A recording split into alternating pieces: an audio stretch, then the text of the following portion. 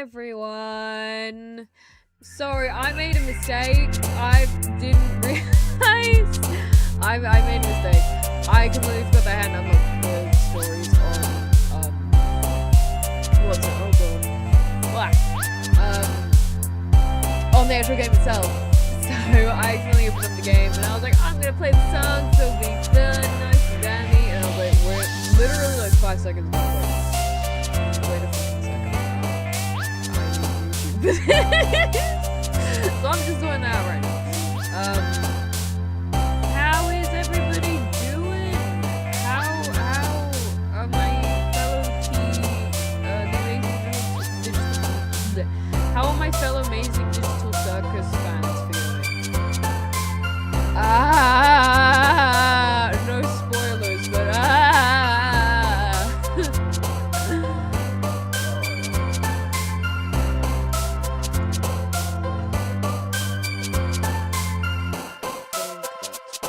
Okay, it could be a bit bigger.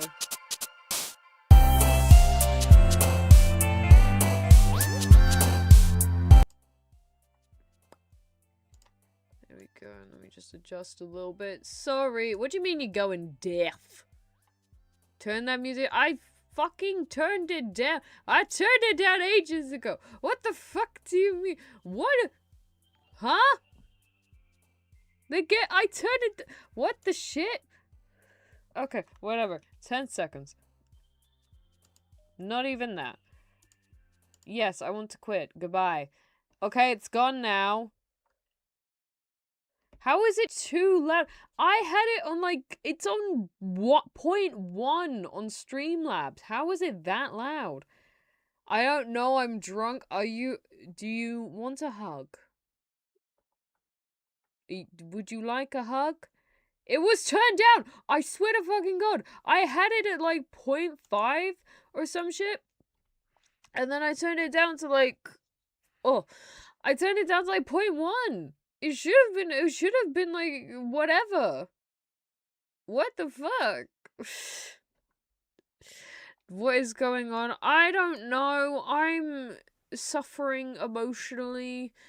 I'm still not over the Amazing Digital Circus finale. I know we're not here to talk about it, but like, Jesus Christ. It hurt my feelings. But in like a good way. You know what I mean? Like it was good messaging and all that shit. But like it was fucking deafening. I was on the road and my fucking sisters got blasted. Check this. Okay, I'll check the stream replay. I don't know how the fuck that happened because, you know, like even in my own ears, it wasn't loud. I don't know if there's some like weird disconnect between Streamlabs and myself, at which case, God, I'm gonna have to work with the audio for this video. But like, I wear headphones and my volume was 100. My it's so bad. Is this just another fucking repeat of the fucking Pokemon thing? I've done that like, is that the 3rd or 4th time I've done that now that I've absolutely destroyed your guys' eardrums? I like to study Malaysia. I mean, no, you're not allowed. I mean, you are allowed. Go kick exam butt.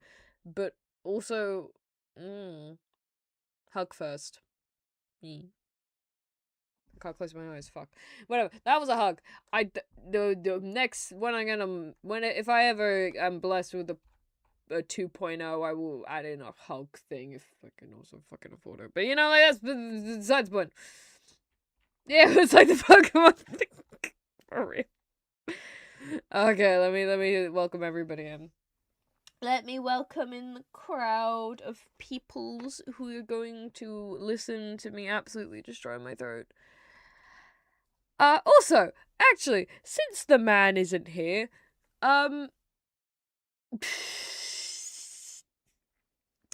guys, I need you to put on your best anti-behavior if Mabu comes in and mentions anything about Agnes Tachyon. I need you to be the antiest of antis. Please. I can't do it. I can't do it. So, okay, I made a mistake. I said I'd voice Agnes. You know, I did ages ago. I did that yandere Agnes Tachyon ASMR. So because of that, because Mabu's that was Mabu's first introduction into Uma Musume, other than me like talking about it. So unfortunately, that means that he associates my voice with Agnes Tachyon, who he's currently obsessed with. Which means he has been asking me like, hey, I know on one hand it's like I've got game content of her, but also I think it'd be really cool if you did more Agnes Tachyon stuff, and I accidentally agreed to it. Nah. I don't like that woman though. God damn it. Oh, actually, I just remembered. I promised someone I'd try to do a Ribbit impersonation.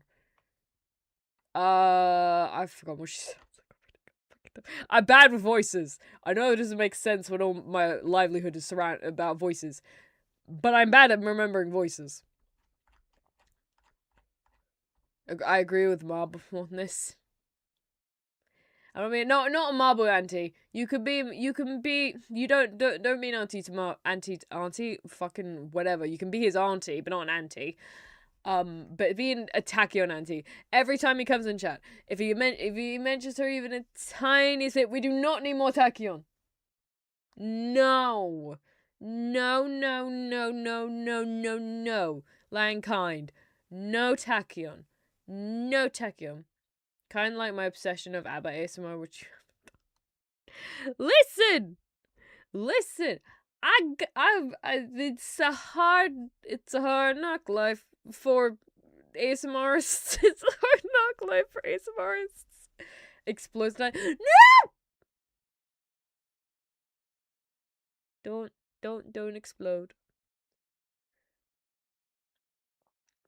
Oh my god. You could be chill, but no exploding me. No. No. Me and the brick agree, and there are 200.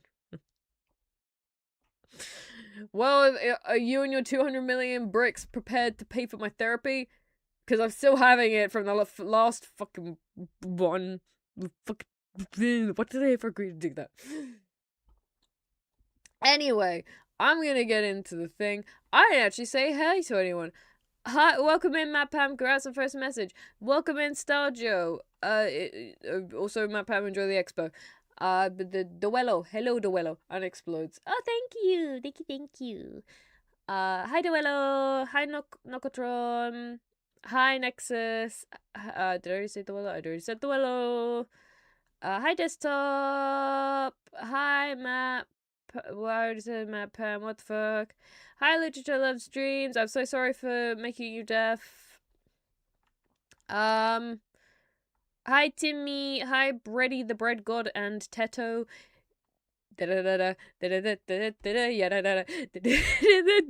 Sorry.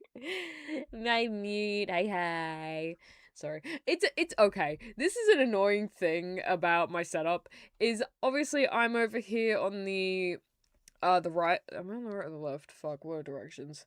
I'm on the right and chatbox is on the left.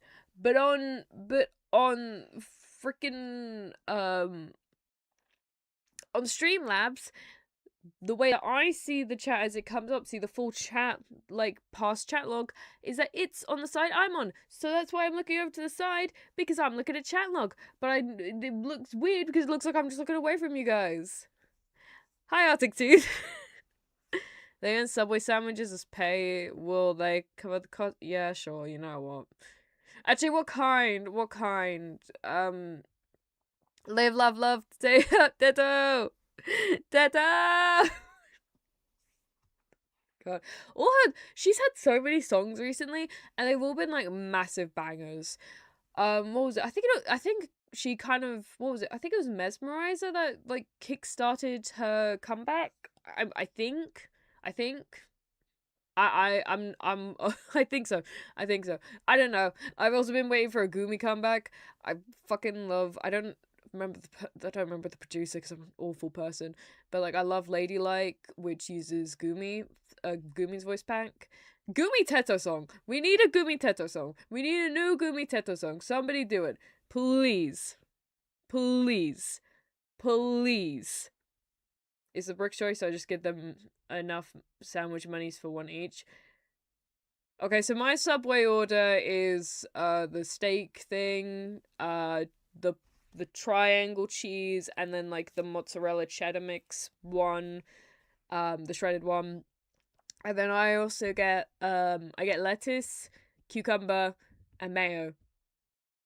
I don't know if that's a weird order, but like please, please, please. I want a Subway sandwich, man. I haven't had Subway in ages. I haven't really eaten out in ages, which is like not a bad thing technically, because you know, like, you want to eat healthy, and like not eating out is it's less expensive to eat in, and technically healthier. I think, I don't know, but also I want a Subway sandwich. Oh, going to, yes! Oh my god, peak. Brady, your peak.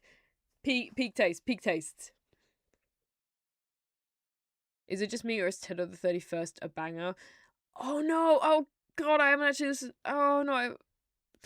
Is that a song? Is that a song? If it has, I haven't listened to it. I feel like I've heard of it, but I haven't listened to it. I'm so sorry. Oh. I've eaten 2 Subway sandwiches in my entire life. That's fair. What's happening? I'm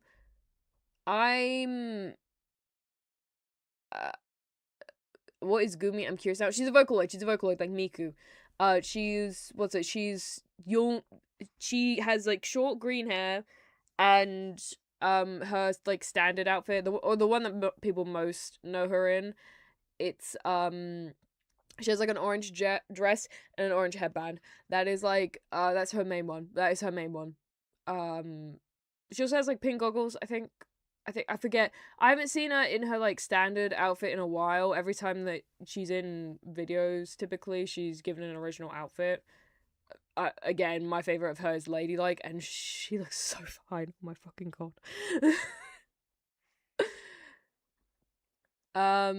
Any song for Halo Cells a banger. I'm sorry, I haven't played Halo. How many stories do you still need to do? Oh fuck, I forgot about the stories. Well, I have Boba. I don't like Boba. I'm sorry. Timmy, I'm sorry you can't pay for my therapy. She sounds pretty cool. She is. I love her. I love her voice so much. Please, if you have the chance, just search up Gumi. Click whatever song takes your fancy. She's got such a nice voice. I don't know who her voice provider is, but they. Oh my god. Cause like I do have quite a few. So we're gonna get into it now because we're 20 minutes in. And I'm like, all right, here we go. We're at balance now, I think. Did we do balance? We'll see. Natsuki. Fucking my voice. I need to remember. Oh wait, I meant to do a redeem thing. Okay, no wait, I thought it was something funny. Oh fuck, it's all gone white. 1 second. Sorry, I thought of something really funny that I wanted to do. Okay. 1 second. 1 second. I need a different one. What's this one? There we go. This one works. Okay, 1 second.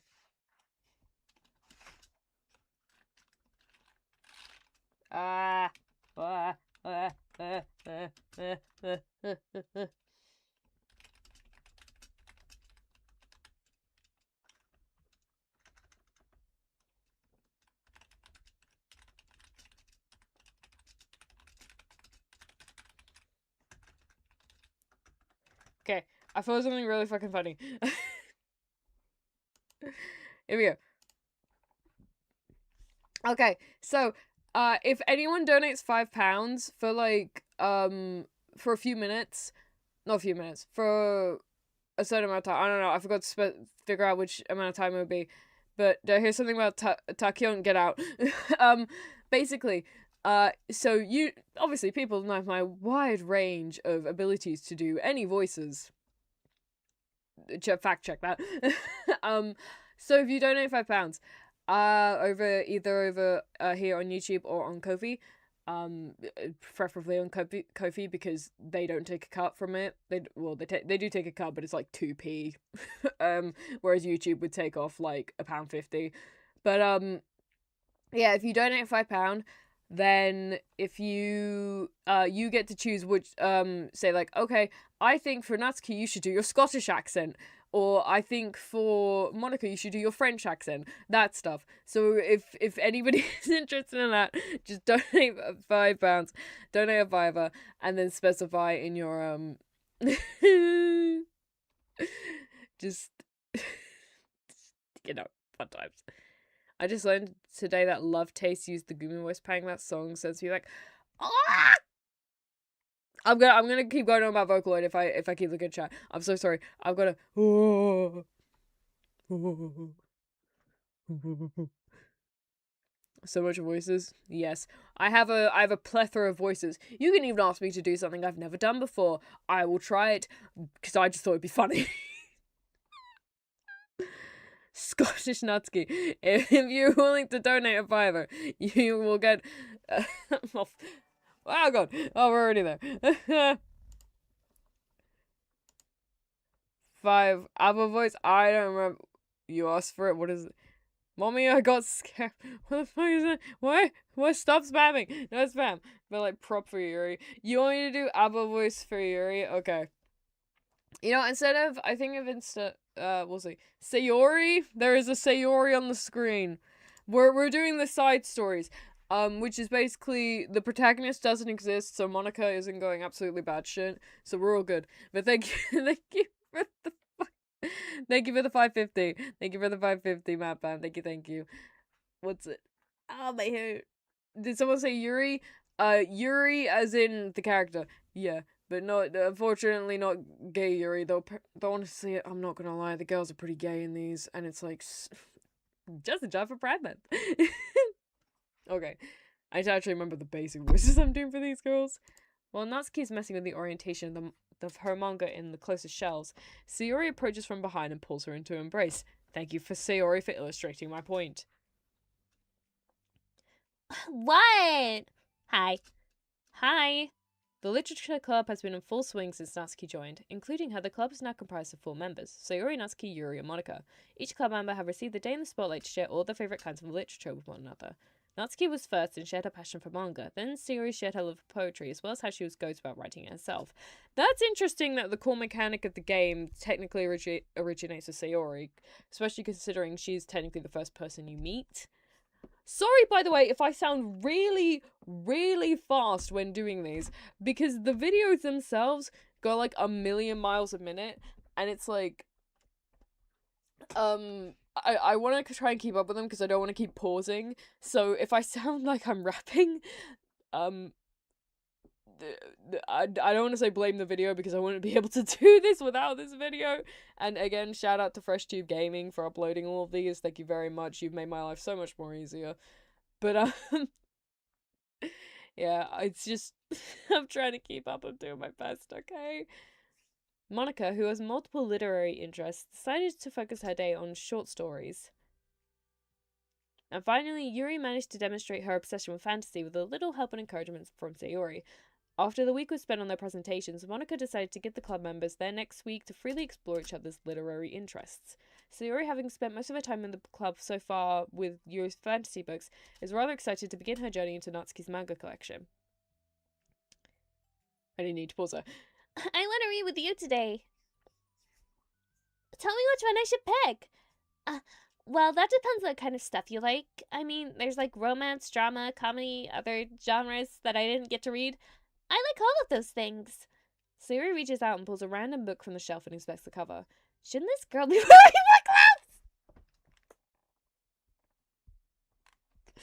gloves? Sayori found Natsuki's ecchi stash. I don't know if I can say the H word, so I'm saying the E word instead.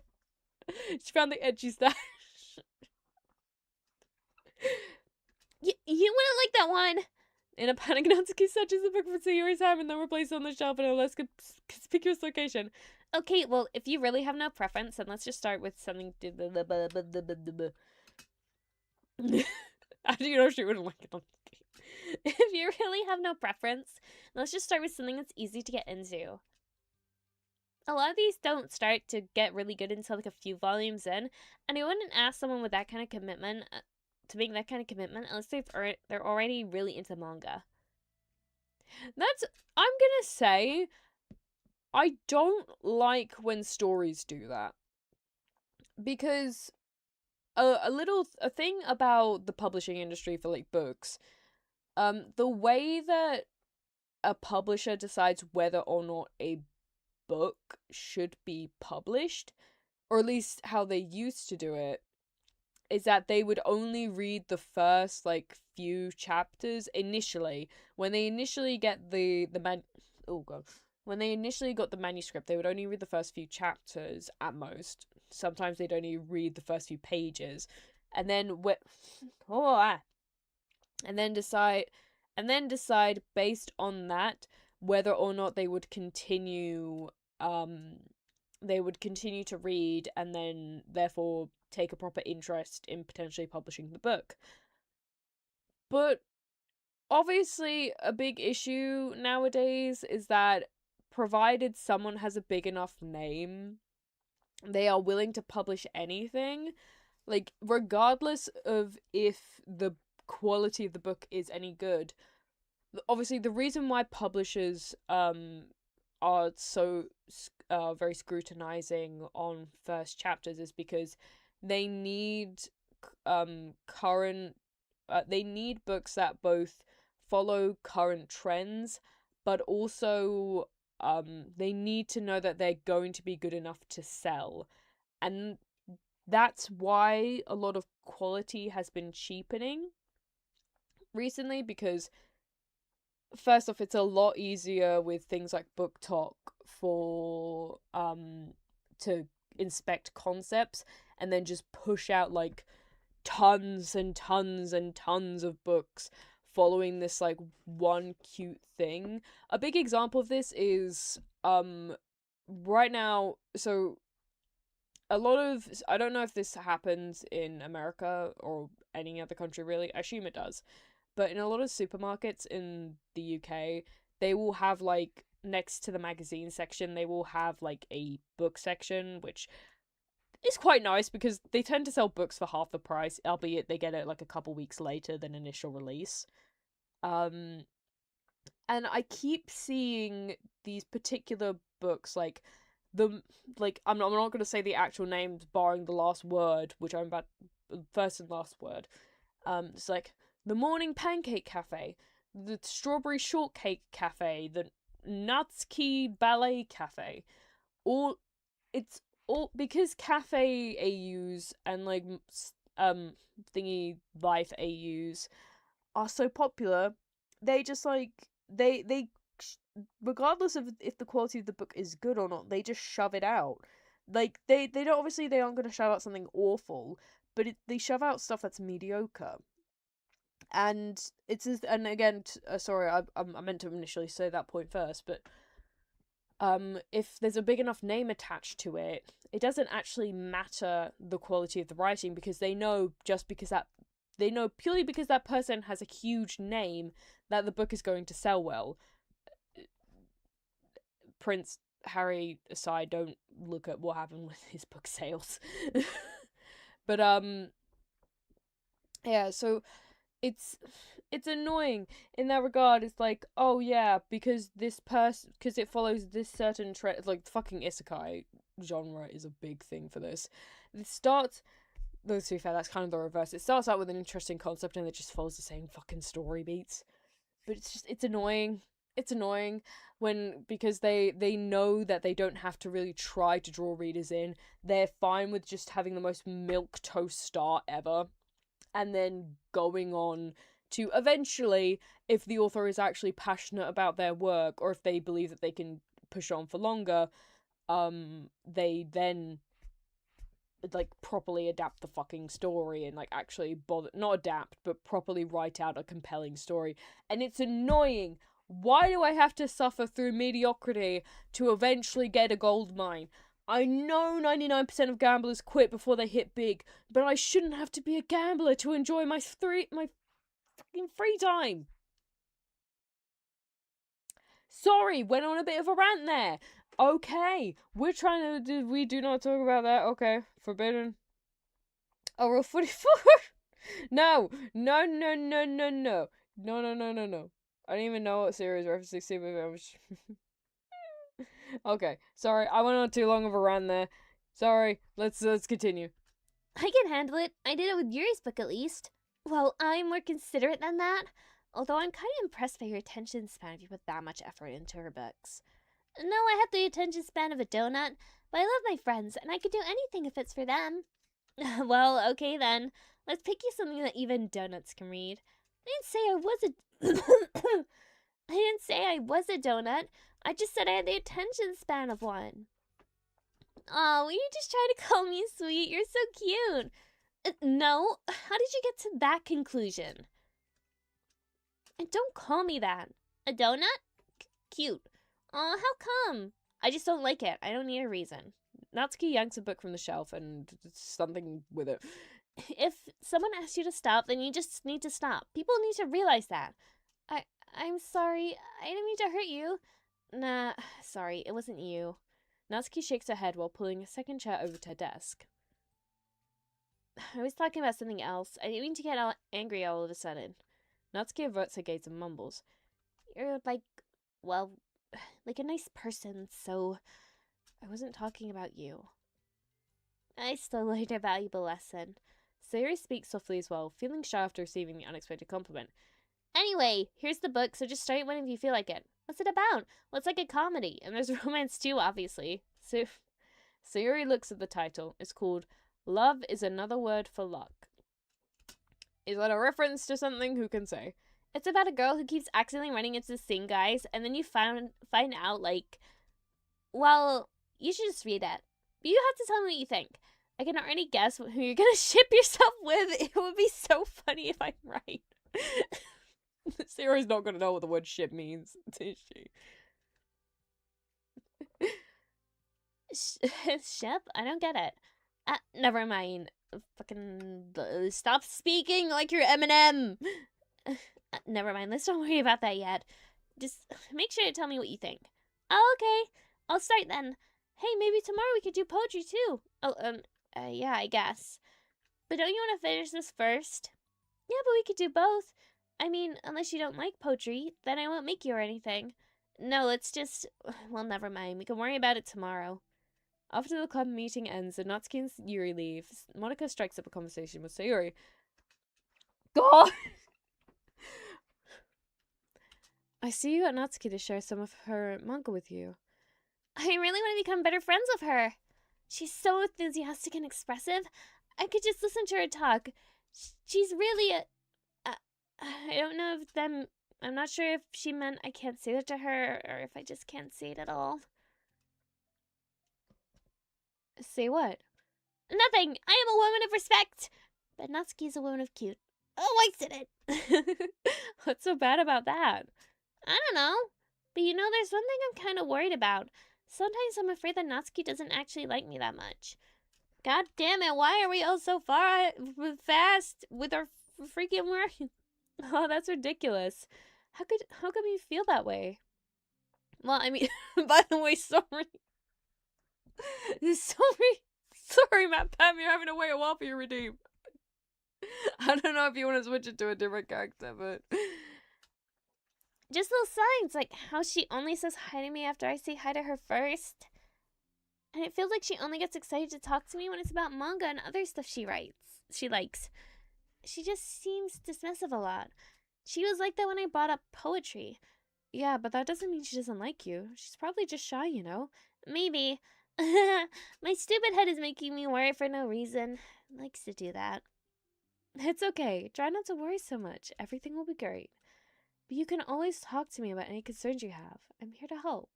You're the best. Sayori gives Monica a quick hug. Well, I'm gonna keep trying because I love her and I want to get closer. The literature club is a polyamorous relationship. I swear to God.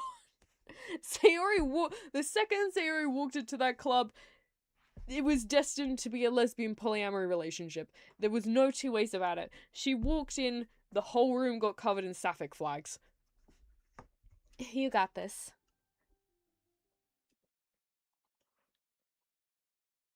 We'll read the thing in. After the club meeting starts, Sayori's the last one in as usual. Trotting into the room, she sees Natsuki sitting alone by the closet, reading what she believes is manga. Without hesitation, Sayori pulls up a chair and plops herself down right next to Natsuki. Please, I want to hear about this manga.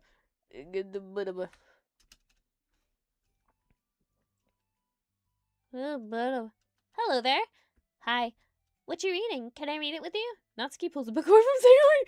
It's the funny. She's gonna say some freaking excuse, but it's gonna be the ecchi from yesterday, isn't it? Can't just start in the middle. There's spoilers. Besides, what about the one I gave you yesterday? Sorry, I was just curious. Well, anyway, I've been waiting forever for this volume to come out, and it just came out yesterday, so... Oh, that's exciting. I'll let you read it then.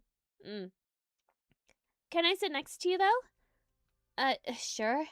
Sayori plots herself down next to Natsuki, then pulls out a blank sheet of paper.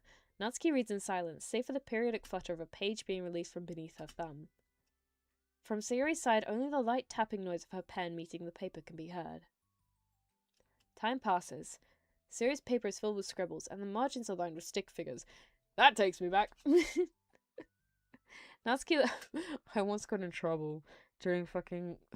So, in the UK, we have, I believe it's called RE, or religious education, which I think is a thing in most countries, though some schools, obviously, they specify it to just one religion. And and we were doing a we were learning about Easter and stuff, or no, we were doing a test on Easter. Like the actual the biblical reasons for Easter and all that shit. And we were writing a presentation. That was it. We were told to write up a little presentation to do the next day. And so I wrote up my thing. I did it pretty quickly because I don't know, I was just quick. And so then I started drawing Easter eggs in the margin of the paper I was using. And I kid you not, the teacher comes over, makes a direct beeline for me. So I don't know what his problem was, but he did a direct beeline to me, leaned over my shoulder to see what I'm doing, and said immediately, if you keep doing that, I'm going to fail you. Fail me on what? It wasn't even a test. It wasn't even a test. That's what the wild part was. It wasn't a test. It wasn't even if it was, it technically couldn't count towards my. It's not like American schools where you get pop-up quizzes. You have one maybe two exams. I think maybe I'm wrong, but you get one maybe two exams that contribute to your marks, and then that's it.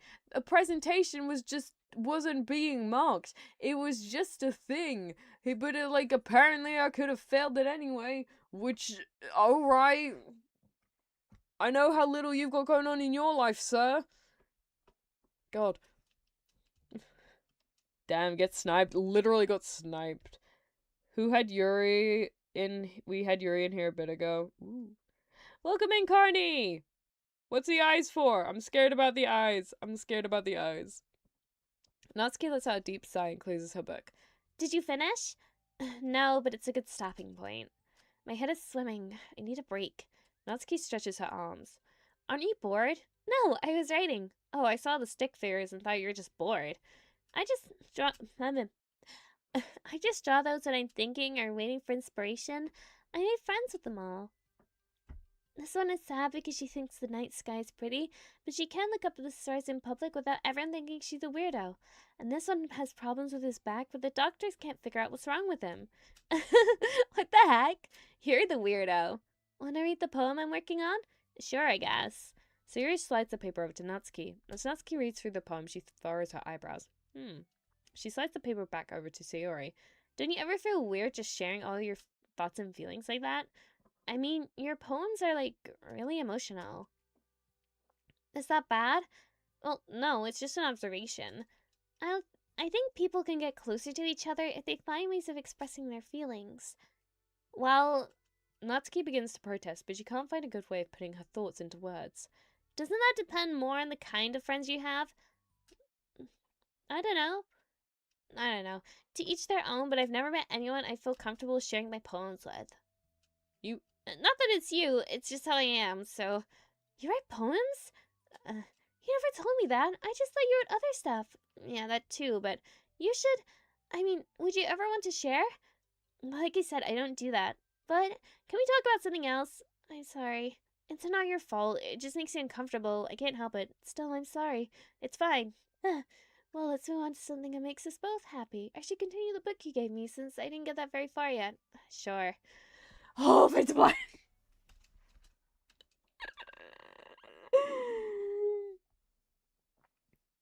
Would Vegeta be a tsundere? I think.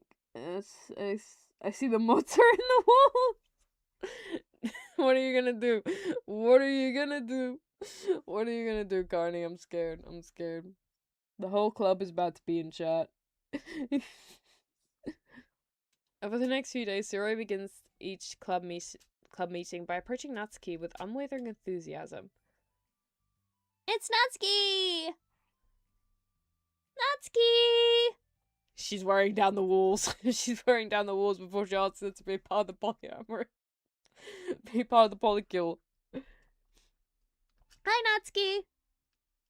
At the end of one club meeting, Monica, who has become rather invested in Sayori's friendship mission, starts an innocuous conversation with Natsuki while she packs up.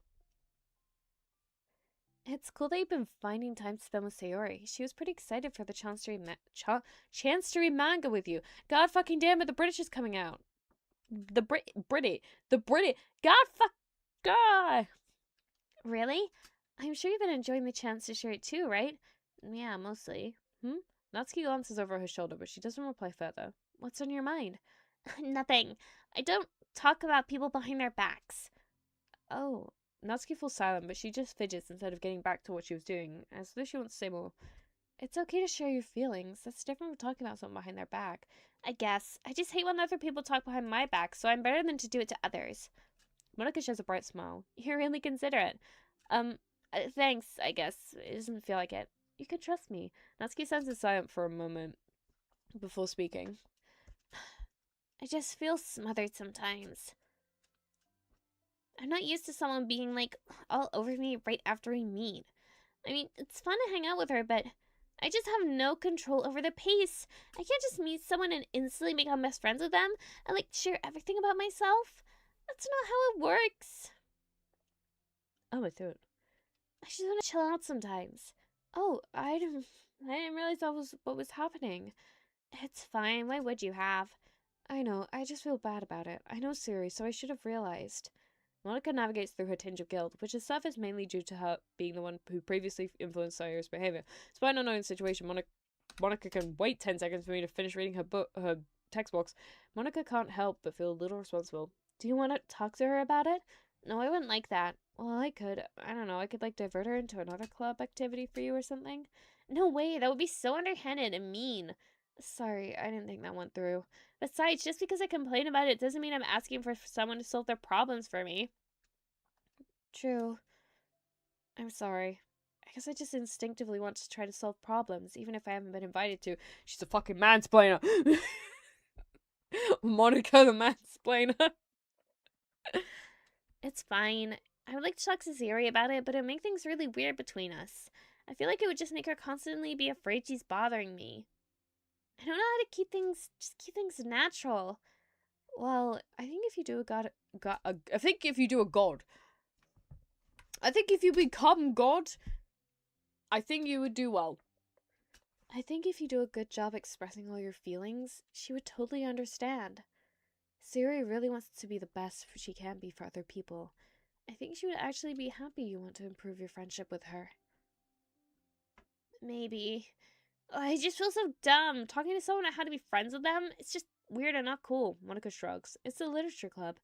Then she muffles a stifled laugh. Mumbles for a stifled laugh. It's not the Ghoul Club. Hey! Sorry, that just tickled me for some reason. Look, I know you're kind of in a tough spot, and it's hard for you to really express yourself.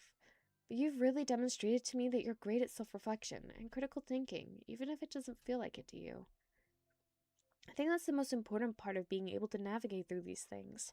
So I believe that you'll find the right thing to do. Well, Natsuki instinctively tries to reject the compliment, but she can't find an excuse to. Thanks. Natsuki gathers her things, then she finishes her thoughts in a mumble. I'm glad I still joined the club. I'm still glad I joined the club, even if it's weird sometimes. Monika smiles, but Natsuki turns her back and walks away before waiting for a reply. It was an unusual way for Natsuki to express her appreciation, but Monika knew what she meant.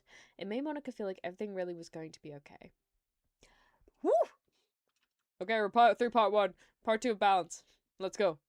Let's go. Speedrun. It's lunchtime. Suri, who usually buys her lunch, is making her way to the cafeteria like any other day. The clamour and bustle of the students is drowned by Suri's impeccable skill of zoning out. However, her imagination is momentarily interrupted by the glimpse of a familiar face. Hey, that's Natsuki! I never run into the other club members around the school. Natsuki! Suri stands on her tiptoes and waves. Natsuki, who's busy walking and chatting with her friends, doesn't notice Suri at first. Then she glances over in Suri's direction. Suri waves enthusiastically. Ah! Following her friends, Natsuki quickly ducks around the corner. Hey! She definitely saw me. Monika is the first to arrive to the club meeting, then Natsuki. Suri, having glanced through the window to see Natsuki already inside, is unable to work up enough courage to enter. Natsuki's being so distant with me. I was stupid to think she ever wanted to be friends. She only got excited because she got to share her manga. But aside from that, she doesn't even like me. I should just go to the... Pam, look, it's Yuri. I forgot what Abba's voice sounds like. One second, I gotta hear Abba's voice. I'll say it's Guilty Gear, isn't it? Abba, Guilty Gear, voice lines. Yeah, I've done this before. One sec.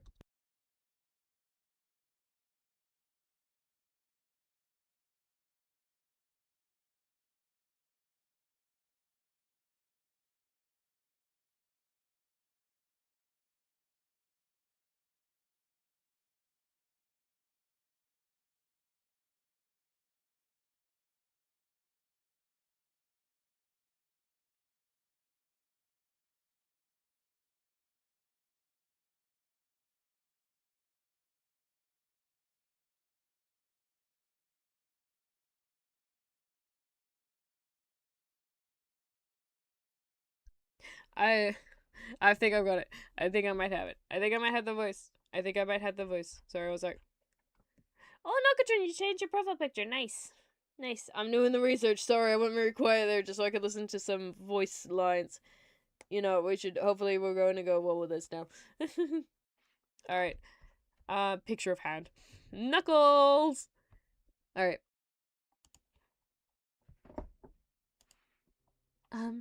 Sorry, but do you plan on going inside? No! Why? I'm sulking! Oh.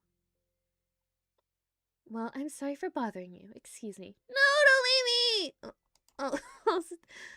Oh, I'll stay here then. It's hard to do.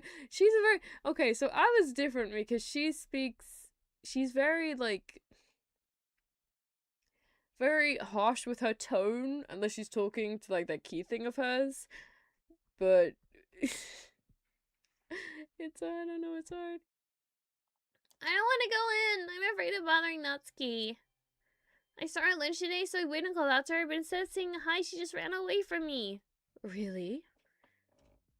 Not bad. Hey! I'm sorry, that was a joke. It just sounded like something stupid that I would do from anxiety. From anxiety? Well, I don't like attention being drawn to myself.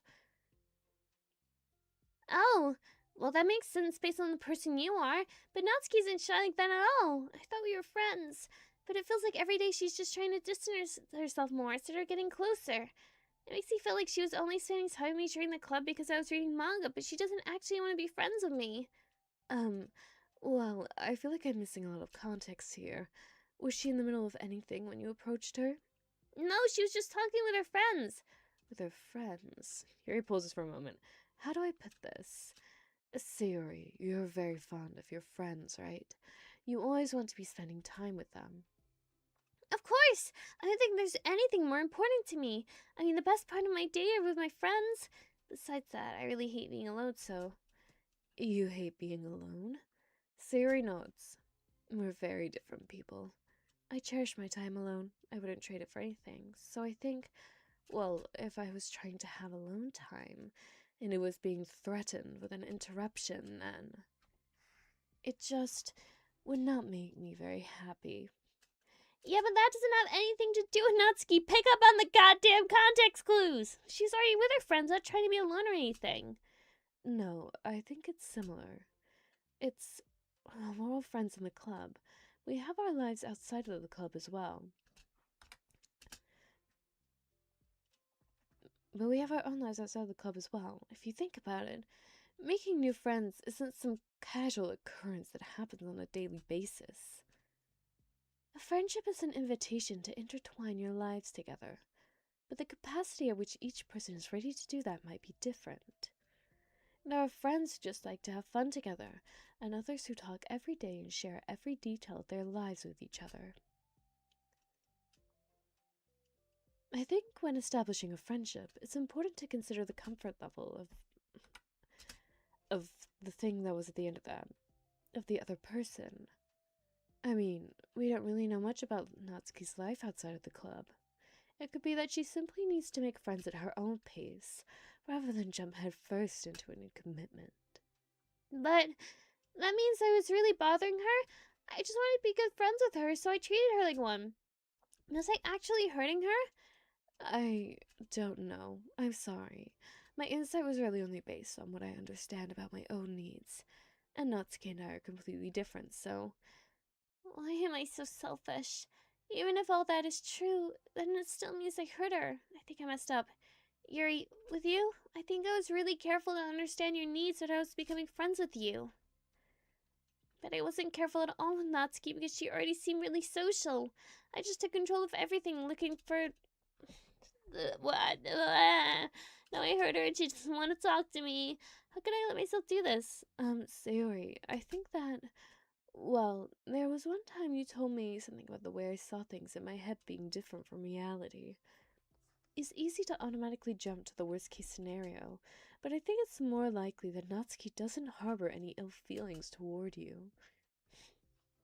So, I think if we were to realistically consider the situation and how it would cause someone to feel, I'm bad at this. I'm sorry. You're a lot better than me at things like comforting and reassuring people. Suddenly, Siri gives Yuri a gentle hug. You're the best, Yuri.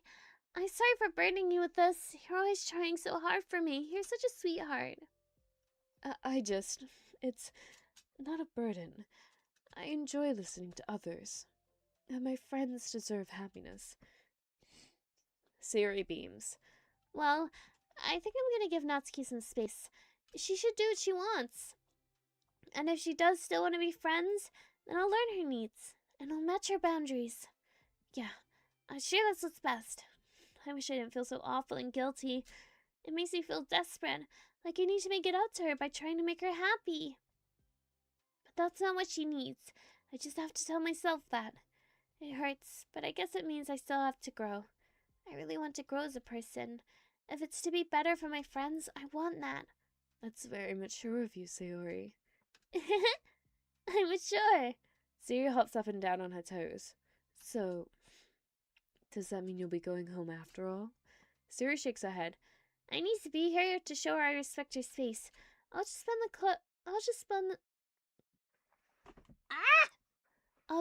the club by myself today. Yuri nods in understanding. You can go in first. Okay. You're blocking the door. Oh! Sayori steps aside. By the way, Before Yuri enters the club room, Sayori interjects. you said that you and Natsuki are completely different, but I don't think that's true. I think you're actually really similar in a lot of ways. Yuri smiles and shakes her head. Sayori, that's absurd. You're very silly sometimes. Yuri turns and enters the classroom. After a moment, Sayuri follows.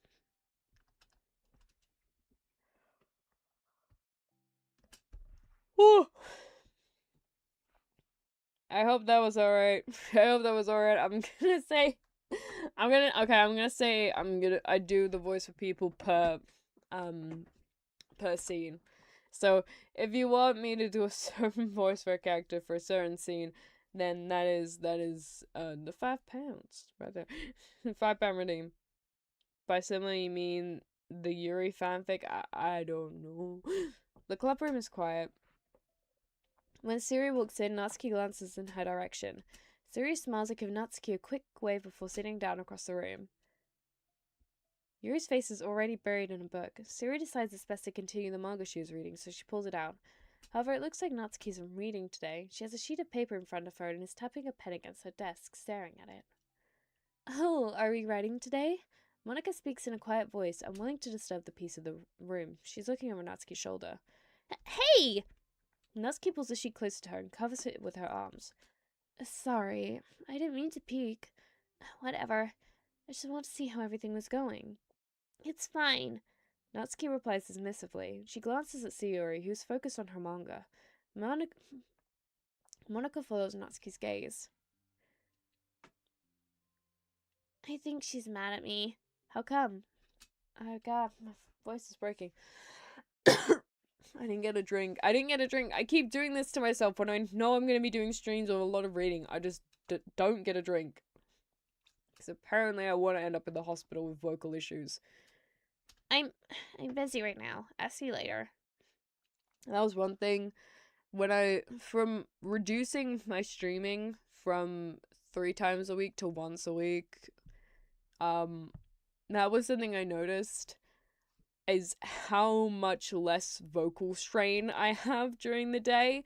When I was streaming, obviously, 3 times a week, that meant I was talking essentially to myself for like, if I was averaging about 3 hours per stream, so that's like 9 extra hours of straight up talking, which, like, I don't consider myself an extremely talkative person. I know that's weird as a streamer, but in my personal life, I tend not to think of myself as a super, talkative person.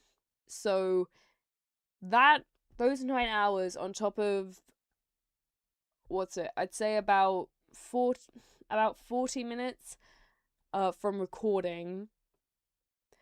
So that's like, 10 hours, I guess 10 extra hours, maybe. If I'm including ASMRs. That's 10 extra hours a week of talking for me in times that I would typically be quite quiet, because at that point I'd just be like, I'm just chilling, I'm watching a TV show, I'm doing this, I'm doing that. I don't know, taking that down now to like a significantly, like, taking off 6 hours of that is somehow doing wonders for my throat.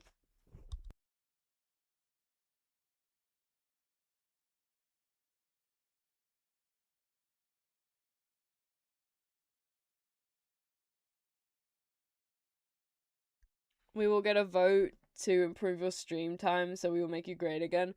Listen.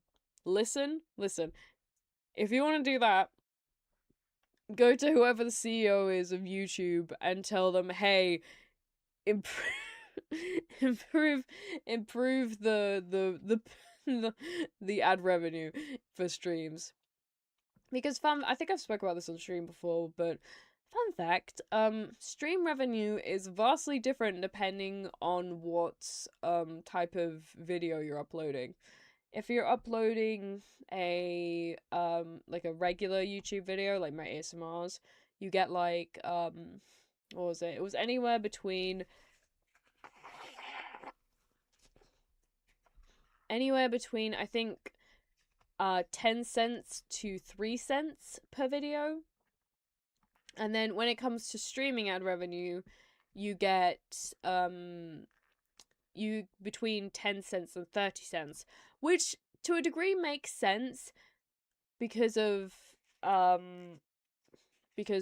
like, okay, videos, regular videos like my ASMRs have more rewatchability there's more there's more likely people to come back to those, which makes sense, therefore, why they want to pay less rather than keep it even across the boards there.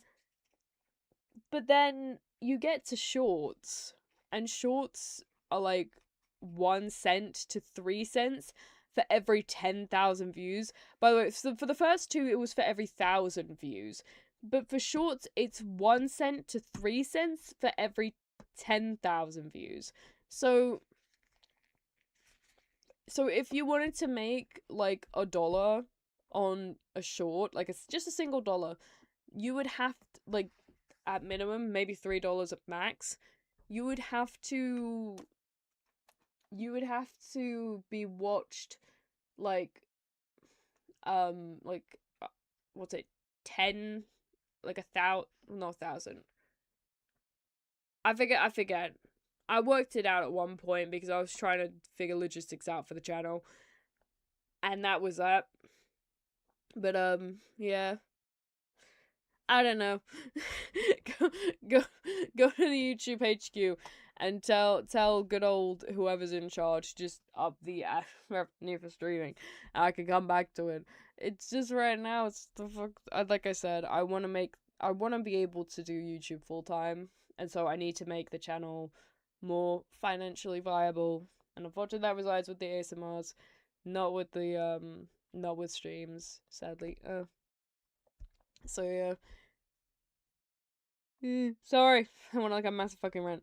Tally, if you see this, we cannot hear the video, only you can. It's muted for us, so you can slow the video down and give yourself a break with the pausing. Now I'm gonna go back to my studies. Good luck, everyone. I wish you a good day. She rambling for a bit. Yeah, I feel bad about. That's not what I wanted. Where's the playback speed? I'm gonna put it down to like 75, see if that helps. But yeah, I feel bad for cutting down my streaming hours because I know a lot of people here, you know, a lot of the benefits they get from things is stream related. Sorry, I've got something on my nose. So I feel like I need to explain over and over that I'm not doing this because I'm not cutting down hours because I hate streaming.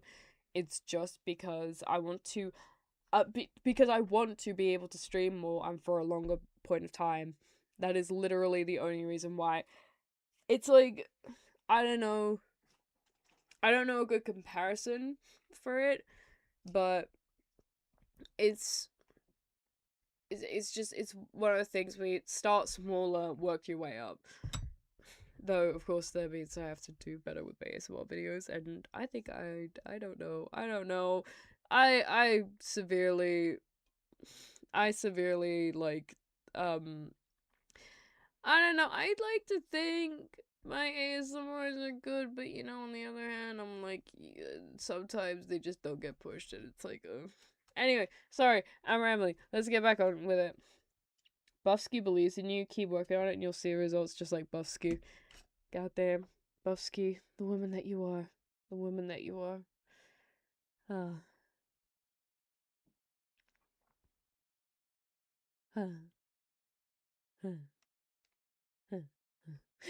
Sorry. I'm not even lying to Buffsky. I just gave it my hand. I'm busy right now. Ask me later. What? God damn it.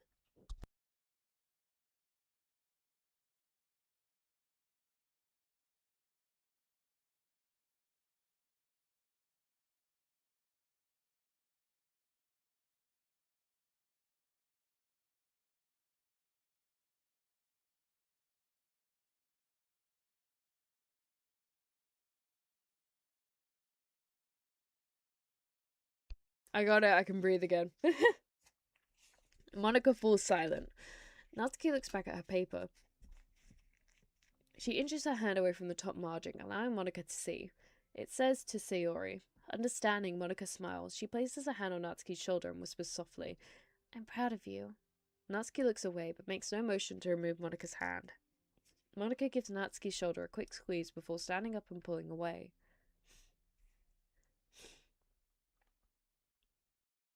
The end of the club meeting passes. Yuri has already departed. Damn no Yuri. So is Monica after checking on Sayori and Natsuki to ensure they would be okay to stay. Sayori was determined to finish her manga volume before heading out since the end was approaching. However, Natsuki also staying late for an unknown reason, a silent tension hangs in the air. After finishing the volume, Sayori brings it to the closet to put it away. She slides it back onto the shelf while Natsuki watches. Then Natsuki gets up and pulls it back out in order to return it to its proper place. Sorry, I didn't know where it's supposed to go. It's fine. The two fall silent again, avoiding eye contact. They both look like they're about to say something, but neither can break the silence. A moment passes. Well, I'll be on my way. See you tomorrow. Sayori turns away to hide her pained expression, then walks away from the closet. If there was any proof Natsuki no longer wanted to be friends, this was it. Defeated, Sayori carries herself out of the club room. Once in the hallway, Sayori takes a deep breath and hits her palms to get against her cheeks to clear her head a little. Suddenly, Natsuki's stammering voice calls out from behind. Natsuki? Startled, Sayori turns back around to look at Natsuki. Ooh! More CGI! Natsuki fidgets and anxiously continues with a shaking voice. I have a lot of things to say. Me too, but you go first. Natsuki bites her lip and can't stay still. Well, first of all, she cuts herself short, struggling to continue. Trying to force the words out, she stamps her foot and hops up and down a little.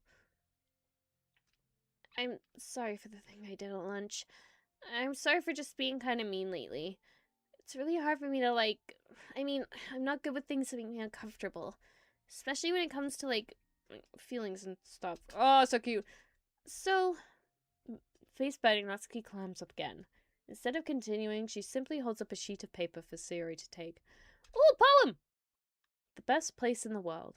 I love my bedroom. It's full of bright colours and soft things. The sunlight shines in and makes everything sparkle.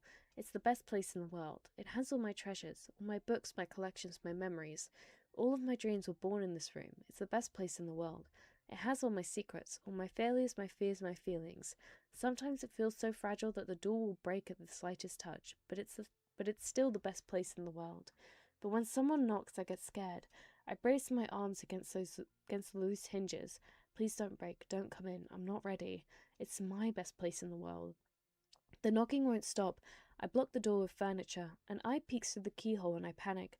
I'm trapped in the best place in the world. I'm not ready to share my favorite place. I need to clean my secrets and make my bed to hide my nightmares. I need to touch them to put them away, to see them again. I have so much to do and I'm scared. I'm not ready. But it's still my favorite place. I still want to share it. However long it takes, if you wait patiently.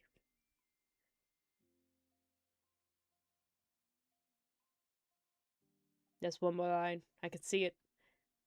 I'll eventually open the door, and I'll show you the best place in the world. Oh, that's so cute. That's so cute. Oh my gosh. It's a poem. But I thought, well, I sucked it up so that I could work things out with you. That face.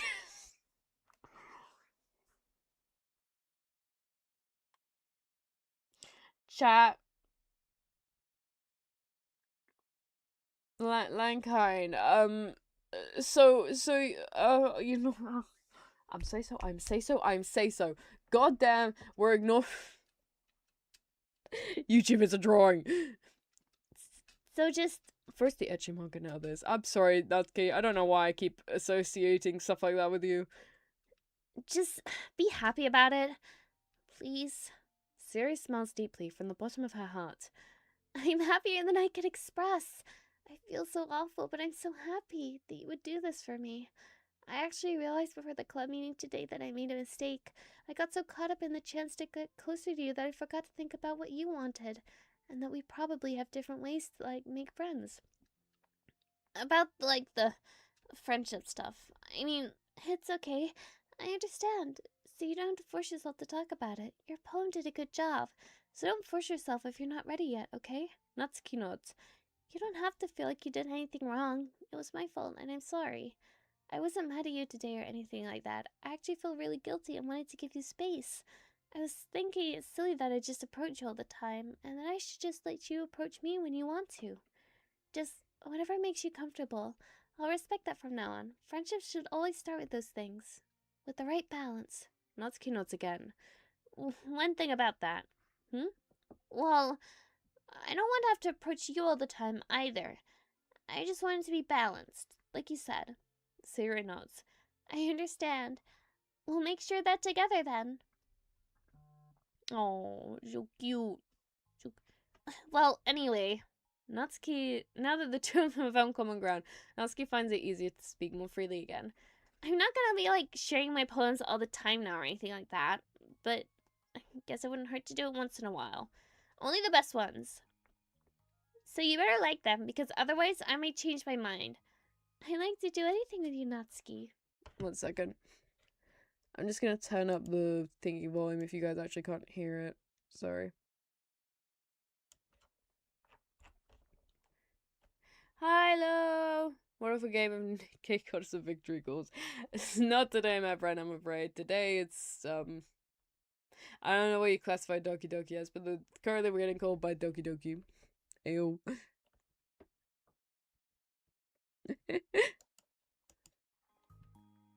I was just saying. More importantly, I have to tell you about my new boyfriend! Huh? Oh, from the manga! Wait, I need to guess who it is. You definitely won't be able to guess. The two walk down the hallway together. She understands shipping. Oh my god, we have so much to talk about. Darn, I should have told you to say the last 2 chapters so I could see your reaction to the big reveal. Oh, you wanted to enjoy it with me. That's so cute. Shush. She got away with saying the naughty word. Ah! My throat hurt. Okay. The wonderful game. The poem was so big. It was so big. That was so cute. So far we've had. What's it? We had. The first one was Sayori and Monica. I think the second one was Yuri and Sayori. Third one's been Natsuki and Monica. Fourth one's been Sayori and Natsuki. Then we've got Yuri and Monica, Natsuki and Monica, and then there's one final one with all of them, isn't there? So I think we're gonna have one more stream of this. I'm so sorry. I'm gonna push through as far as I can with these ones, but Am I bothering you? No. oh, just checking. It's hard to tell since you always look so into it when you're reading. It makes me scared to interrupt. Well, it's within my expectations to be interrupted when I read here. It's mainly when I'm by myself that I don't like it. That makes sense. I guess if you're here in the first place, then you're more ready to socialize, even if it takes a little bit of prodding. It's not so bad to be social if I let others do the work. You work for me, and that's it, bitches. So it can be healthy to put myself in a social environment every now and then. It's mostly difficult when I don't know anyone, or there are too many people, or everyone is being too silly for me to keep up with. Yuri glances around across the room at Sayori and Natsuki. Sayori has her head cocked back and her mouth open, trying to catch pieces of a cookie that Natsuki is lobbing into the air, but the pieces keep bouncing off of her face and hitting the floor. Oh, I love you girls. Never change. Maybe I should say something. No need, they just ran out of cookie. What a waste. They've really become good friends, haven't they? I'm happy. Sayori seems particularly good at making that happen, but the two of them are both on the energetic side, so I suppose it works out. Yeah. Come to think of it, you and I haven't had many chances to talk one-on-one, have we? That may be partially my fault, since I'm supposed to be one engaging club members. Not at all. I've probably formed a habit of drawing minimal attention to myself. The responsibility is equally on me, at least to display some openness to engage. Well, what about times during lunch? Do you meet up with friends? I just read. Oh. But I like it that way. It feels nice to be carried off again after a morning of classes. Do you always read fantasy? Oh, not always. I suppose it's all I've read recently, but only because I'm in the middle of this series. There are still 2 more books after this one. God damn it, not again. Sorry. I don't know what it is about talking on stream that makes my nose playing up. forgot to mute my mic, sorry.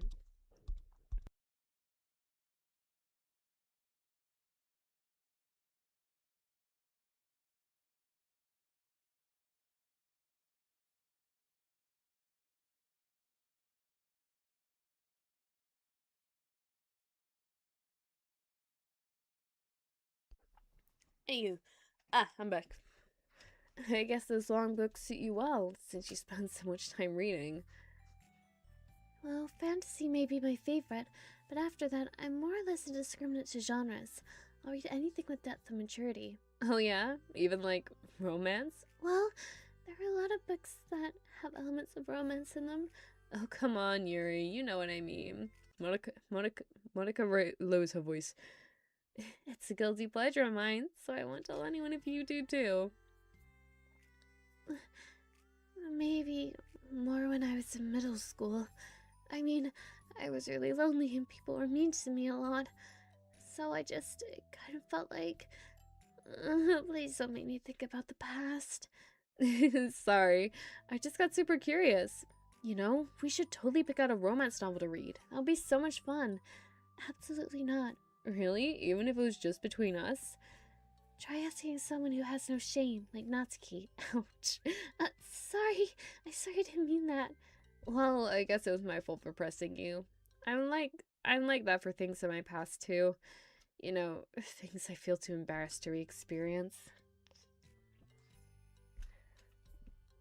Oh my god. Oh my god. There's nothing wrong with growing out of things. It happens to everyone. For instance, Natsuki's interest in manga reminds me quite a bit of how intense I used to be about my own interests. Used to be? It makes me think she'll likely grow out of it too. Hey, were you talking about me? No, we were just... We were just talking about how our interests have changed over the years. When did you get into manga, Natsuki? Huh? Like a couple of years ago, I guess. I was already sort of into it before that, but I wasn't really going hard until then. Oh yeah? What inspired you to get more into it? I don't know. I guess, let me think. It was after I discovered a series I really liked. Yeah, I was just like really fed up with a lot of things, and I got super into this one series that I really related to. I guess I just had an edgy phase where I hated everyone around me and wanted to be myself. Hey, kind of like Yuri. Monica! Sorry. That's completely wrong, so... It's cool that you both found your thing. They're almost like opposites, but it sounds like they helped you a lot through hard times. You know it. Wow, what the heck? Is that book even bigger than the last one you were reading? It's technically slightly longer, but not by very much. How high do you think it would go if you stacked up the whole series? Natsuki estimates by holding her hand high above her head, sizing up an imaginary stack. I should get one of those mangas that's like 50 volumes long so I can say me more than you do. Not that I have the money for that. Please, that would hardly count when your books only have a few words per page. I know, I was just joking. I could never actually read books like yours. It's too boring for me. Yuri shoots a glare at Natsuki. It's not boring. Chill, I said for me, not for you. I can have my own opinion. I just think it's too convoluted. Sayori, are those from the floor? Gross. So wash your hands before touching any of my books. Well, my hands are dirty. Just do it. The oils are there even if you can't see them. Sayori, don't eat cookies off the floor. Fine. Sayori trots out the door and Natsuki follows. Oh my god. Yuri, you look a little upset. What kind of nerve does she have to call my hobby boring? Well, she did correct herself. Hardly. She was so condescending. I don't mind if she thinks it's not for her. I already stand that it's not for everyone. But she knows very well how much she's mean to me. So how about just leaving me alone instead of needlessly telling me things you hate about it? To be fair, she did try to connect with you, and you were the one who kind of brushed her away there. You did dismiss her interests first, and have been doing so since she joined the club, even more than Monica. Even if you're not as vocal about it, Yuri, you have been a bit of a bitch, not gonna lie. Oh no, mob is here. Guys, activate the ante. Activate the ante. Not the mob ante, the ever ante, the one I said about in the start stream. Go, go, go. Remember to practice good hygiene? Yes. If you guys don't shower, you will be banned. So remember to take care of yourself. I'm sorry, Yuri. You may be right. This won't be the last time people have strong feelings about what they like and don't like, especially in a literature club. So I should figure out how to mediate discussions to keep them positive and constructive. For the record, I've always been impressed by the level of creativity in your books, and also your ability to get through them quickly. Thank you. Okay, well, this is something that I'll have to think about and revisit. I'm sure I can help Natsuki find some common ground with you.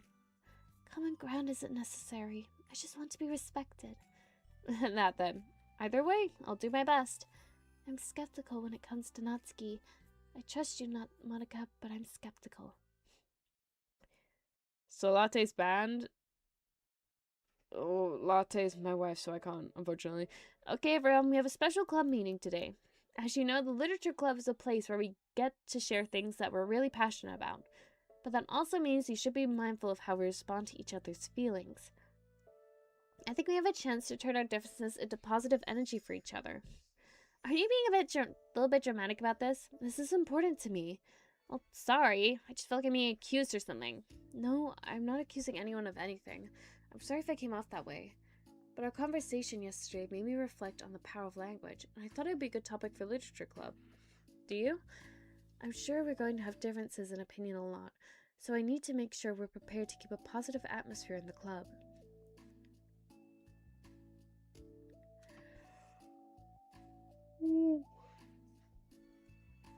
If you say so. Sure. The cool thing about language is that it gives us a lot of different ways to express the same idea or emotion. We have a lot of control over how we want the other person to feel when receiving our thought. This goes for poetry, narratives, casual conversations. God damn it, can we stop going 20 miles a minute? Basically anything. For example, Sayori, what's your favorite food? I have them organized by category. Should I start by snacks, or do you mean full meals? Should I include breakfast? No, jeez. Okay, how about your favorite fruit? That's easy, cherries! Really? I always thought cherries tasted nasty. What? Cherries are delicious! Oh, that's a pretty strong reaction. God damn it, my nose.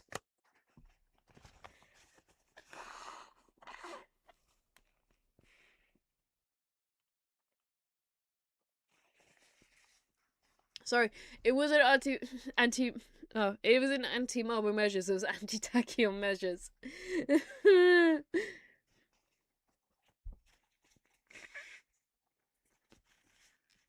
Sorry, I worded that weirdly when you came in. I'm very sorry. Not anti-marble measures. I already said if anybody takes anti-marble measures, they will be banned. Well, I just don't understand how someone could think cherries are nasty. I don't like cherries. How does it make you feel? I don't know. Sad? Defensive, maybe? Yeah, I got defensive. See, the reason you had such a strong reaction wasn't just because I don't like cherries. It's because you felt like your opinion was under attack. But that's weird, right? Something like taste is completely subjective. But when I say something like, I think cherries taste nasty, I'm using objective language. I'm challenging Zero's reality that cherries are delicious with my own, which is that cherries are nasty. Wait, hold on! How's that objective when you just said it was only your opinion? It has to do with the way our brains interpret the words. You're talking about the reality of the cherries, not your feelings about them. Like Sayori. Let's rewind for a second and pretend I didn't tell you that I think cherries are nasty. Good! So what if instead of that I said like, I've tried cherries and they're not for me. It's not the kind of flavor I enjoy. Well, that's fine. As long as you don't call them nasty. Nasty is a nasty word. Okay, so cherries was kind of a weird example, but I think it gets the point across. This time, instead of talking about cherries, I just talked about my feelings, and Siri didn't get defensive. Ooh, my throat! How do you feel about rambutan? Oh, what did Tachyon do? You can check this out on VOD. Very cute avatar. Please have fun. Thank you. Thank you very much. I don't know what rambutan is, I'm afraid. I'm sorry. So instead of clashing with each other, it's like we receive an invitation to talk about our differences. Yuri, you don't need to take notes. I'm not gonna quiz you or something. I know that. I was just... Sorry, I didn't mean to call you out. You can do whatever you'd like. But does anyone else have any thoughts so far? Yeah, I just feel like I shouldn't have to put all my language through a filter.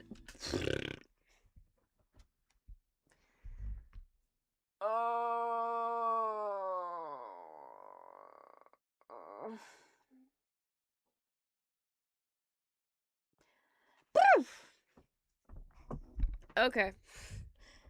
Well, you don't have to. I just don't feel like I should have to put my language through a filter just to protect someone else's feelings. Well, you don't have to. The choice is yours on how you want to come across to other people. I'm only suggesting it as a tool to help turn your differences into a positive experience, rather than an argument. Right, Sayori? Whatever you say, cherry hater. Come on, Sayori, I actually like cherries. I was just saying that to help demonstrate. What the heck? I've been duped! I'm sorry, Sayori. I'll make it up to you later. How about a cherry sundae? You are welcome to dupe me anytime, my beloved president. Buying people's loyalty. How deplorable. Like you would turn down a free sundae, Yuri.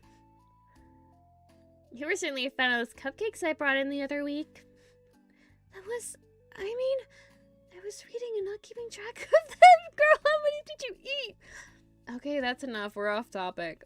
So now that we have the gist of it, how about we try it with something more relevant to the club? Like manga, right? Let's try to have a productive discussion about our differences in opinion. Yuri, do you want to start? Well, I'd rather not know. Aw, how come? Well, because I don't see how anything productive can come from that. It's just going to start a fight. No, it'll be fine. That's why I'm here to moderate. Let's just have a calm and rational discussion. Hey, give me a little more credit. I'm not a child. You don't have to coddle my feelings. I always think it's more respectable to just speak your mind. Respectable? Yuri's expression changes at that word. As Monokuro cools, being respected was the crux of the matter for Yuri. Well, the point of the exercise isn't exactly like... It's fine. I have nothing against anyone personally. You're entitled to enjoy whatever it is you like. I just prefer more depth and nuance in my reading material. I look for stories that are imaginative and sophisticated beyond the surface level. Oh, well, that's just a misunderstanding then. I thought you were going to say that manga's for children or something. Like, I don't hear enough of that. But there's plenty of deep manga. I'm not clueless about manga. I've read my own fair share when I was younger. What? Are you serious? How come you never told me? Because I'm past that point in my life, and I really prefer not to visit it. I prefer more mature things now. Excuse me? Okay, hold on. Could I jump in here? Let's try to keep things subjective. Because if you imply that manga is immature, then aren't you implying that someone is immature for being into it?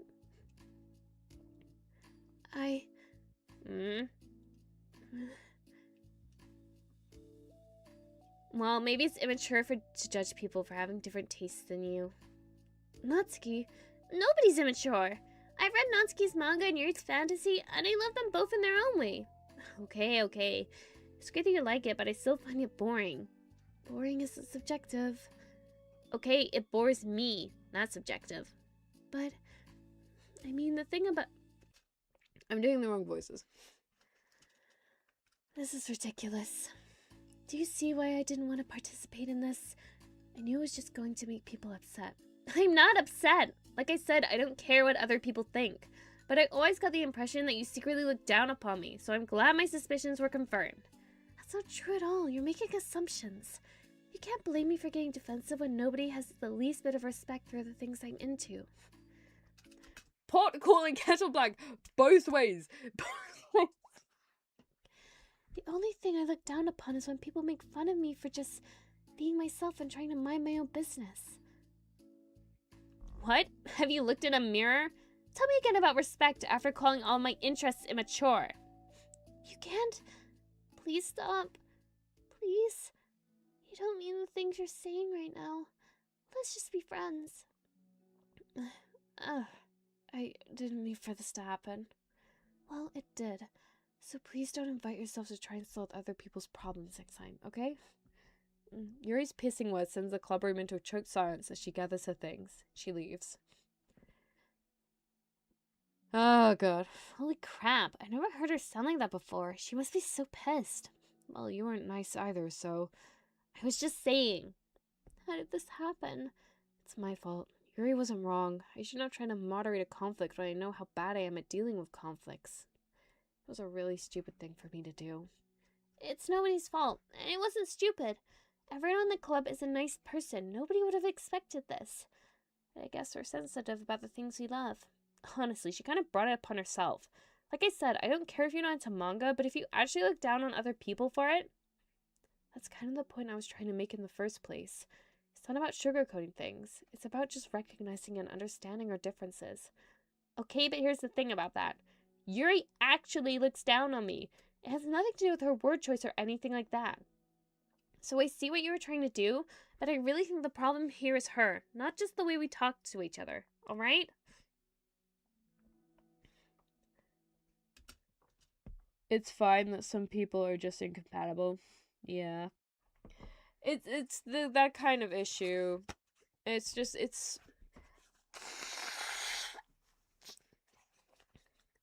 I don't know,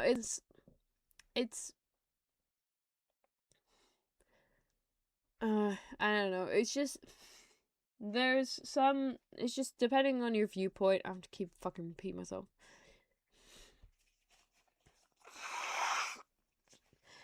Your viewpoint is always going to bar you from being able to fully understand others whose viewpoints are the exact opposite.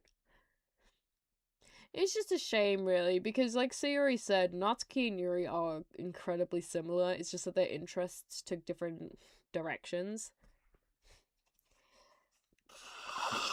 Sorry, my nose again. I hate that this always happens during stream. I love visual novels. No, stay away from Staljo. You didn't get custody. Get away. You didn't get custody. He's in my stream. That means he's at my house. Wait for your court-appointed time. I mean, Yuri isn't like that. She's a lot sweeter than you're giving her credit for. I'm sure she'll be reflecting on this. I actually think everyone should. It'll be fine. I'll figure something out. Well, I'm just like saying that instinctively. I'm just setting myself up to cause more problems. This wasn't your fault, Monica. You don't have to beat yourself up over it. If you ask me, it's good that the truth finally came out. Because I can just move on now. But, it's fine, I promise. Let's just get our mind off this, okay? In fact, it's a good opportunity to read some manga without having to worry about feeding Yuri's superiority complex. Don't be mean. Sorry, lost the voice for a second. Don't be mean. I'll talk or read manga or whatever you want, but don't be mean to my friends, okay? Sorry. I'm just bitter. Everything will be okay. I mean, I don't have the answers, but I at least know that we're all good people and don't want to hurt each other. This will be a learning experience. Monica says that, but her uneasiness is given away by how much she has to force a reassuring tone in her voice. This was bound to happen eventually. Natsuki and Yuri have always engaged with each other at the least of anyone, and this is the reason. As Sayori and Natsuki proceed to distract themselves with manga, Monica sighs to herself, unable to shake her worried thoughts. Will the club really have to come to terms with the fact that some members will be incompatible with each other? Monica desperately doesn't want to admit that, and she knows Sayori doesn't either. But for once, a solution doesn't seem to be in sight. Force them to read each other's books? God. Staljo is old enough to choose where he wants to stay. Respect our child's autonomy now that he's an adult, mostly. I hate to break it to you, but once again, he's in my stream, which means he's in my house. Which means he's chosen my house. Which means fuck off.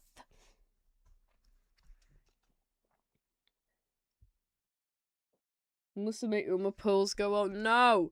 Don't wish him well! Do not wish him well! He's refusing to spend money, so we can't make fun of him for it.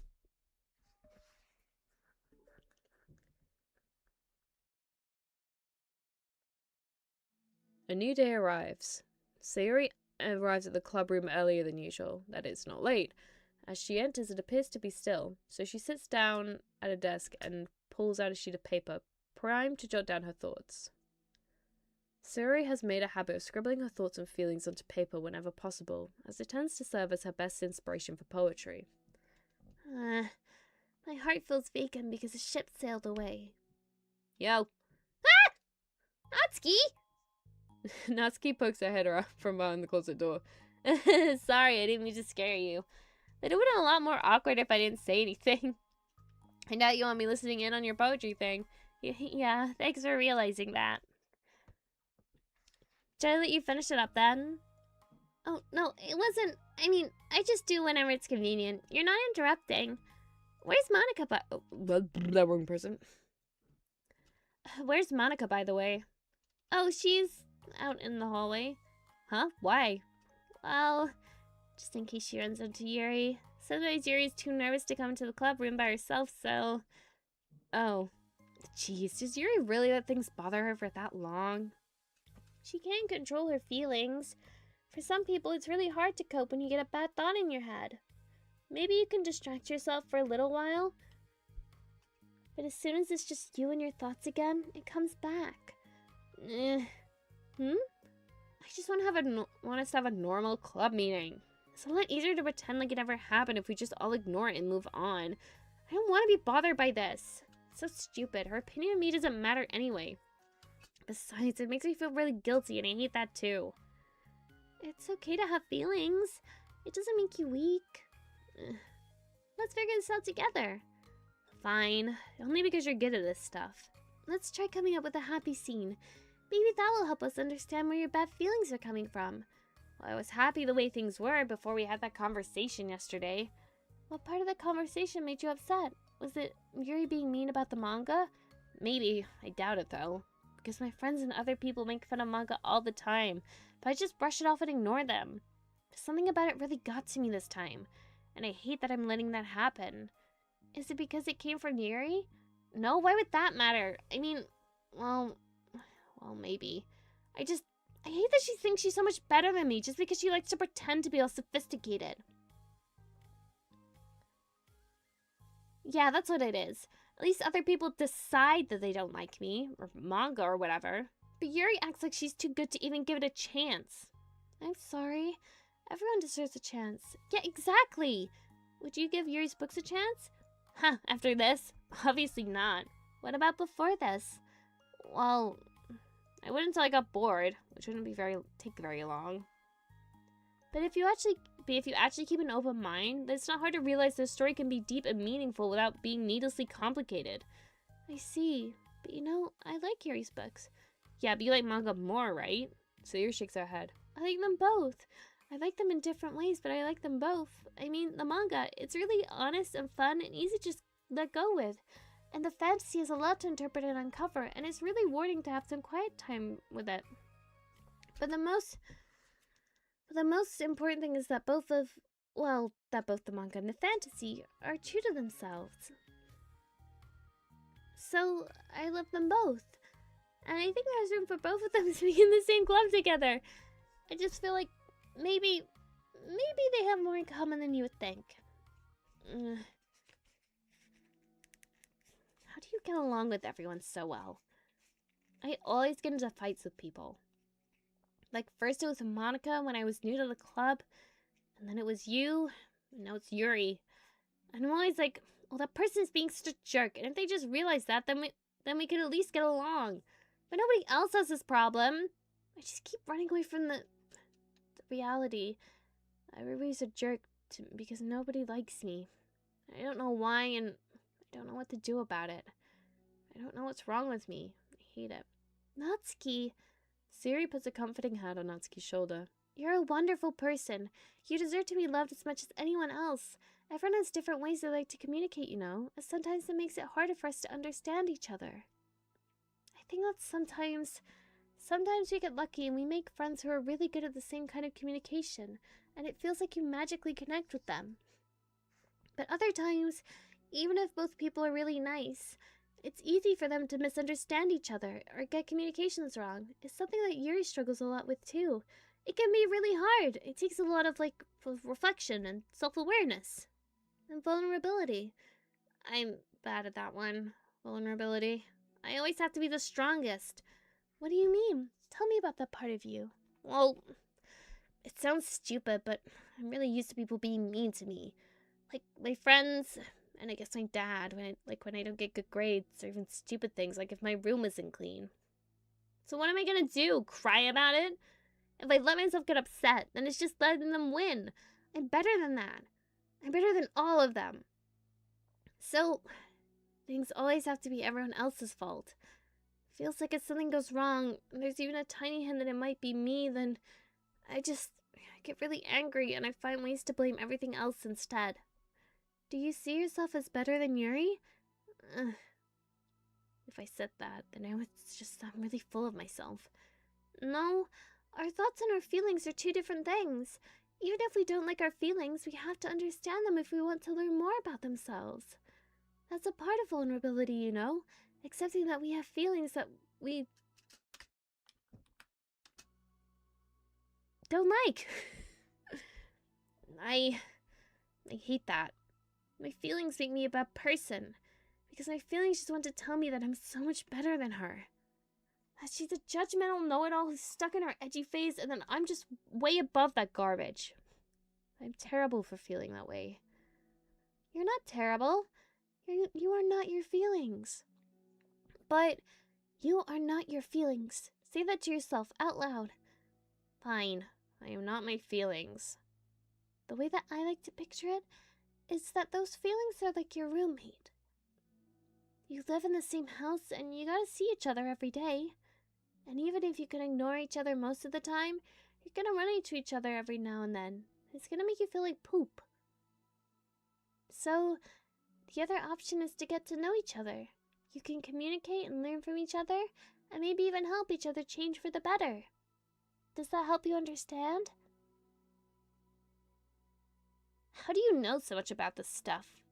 I just have a roommate that can be really hard to get along with, called depression. Depression? But you're like the happiest person I know. I am not my feelings. I like that they're just stating it outright, that Sayori struggles with depression. I thought it would just be a thing because of Monica messing with her parameters or whatever. But I'm glad that even in the side stories, they're fully addressing, no, even Sayori at her quote-unquote best, or her quote-unquote normal, still suffers from depression. It wasn't just something that magically appeared because Monica flipped a couple switches. I want to be a good person like you. Oh, you little sweetheart. We're all good people. You and Yuri and Monica, and I think Yuri will eventually learn that about you. Natsuki remains silent, feeling a little overwhelmed. Despite Sayori's kind reassurance, a complicated mixture of pain and sadness seems to fill her, as though flowing from somewhere inside. Was it a result of her vulnerability? No, it wasn't as though she was inflicted a wound. It was as though she began to rediscover an old wound, one that simply cannot be bandaged and left alone any longer. Fit blick. Ah.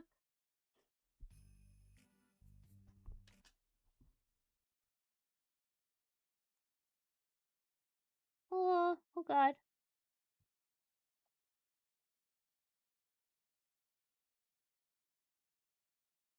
You got Major October's summer outfit? Get the fuck out of my stream.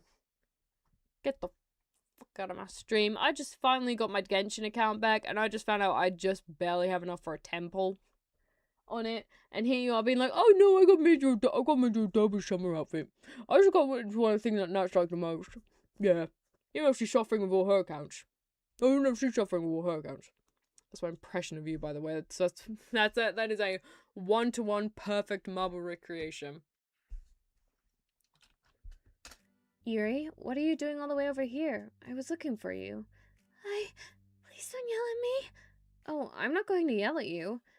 I just wanted to say that I'm sorry about what happened yesterday. It was unfair for me to put everyone on the spot like that. Next time, I won't just try to jump in and solve everyone's problems. I guess it's the problem of mine. You're not mad at me? I thought you were the one who was mad. I was so awful yesterday. Yuri calls up, recalling the details of the argument. I can't even have a normal conversation without saying something that makes someone upset. Hold on, that's not what happened at all. Let's talk about this, okay? Yuri pauses for a second, then manages a nod.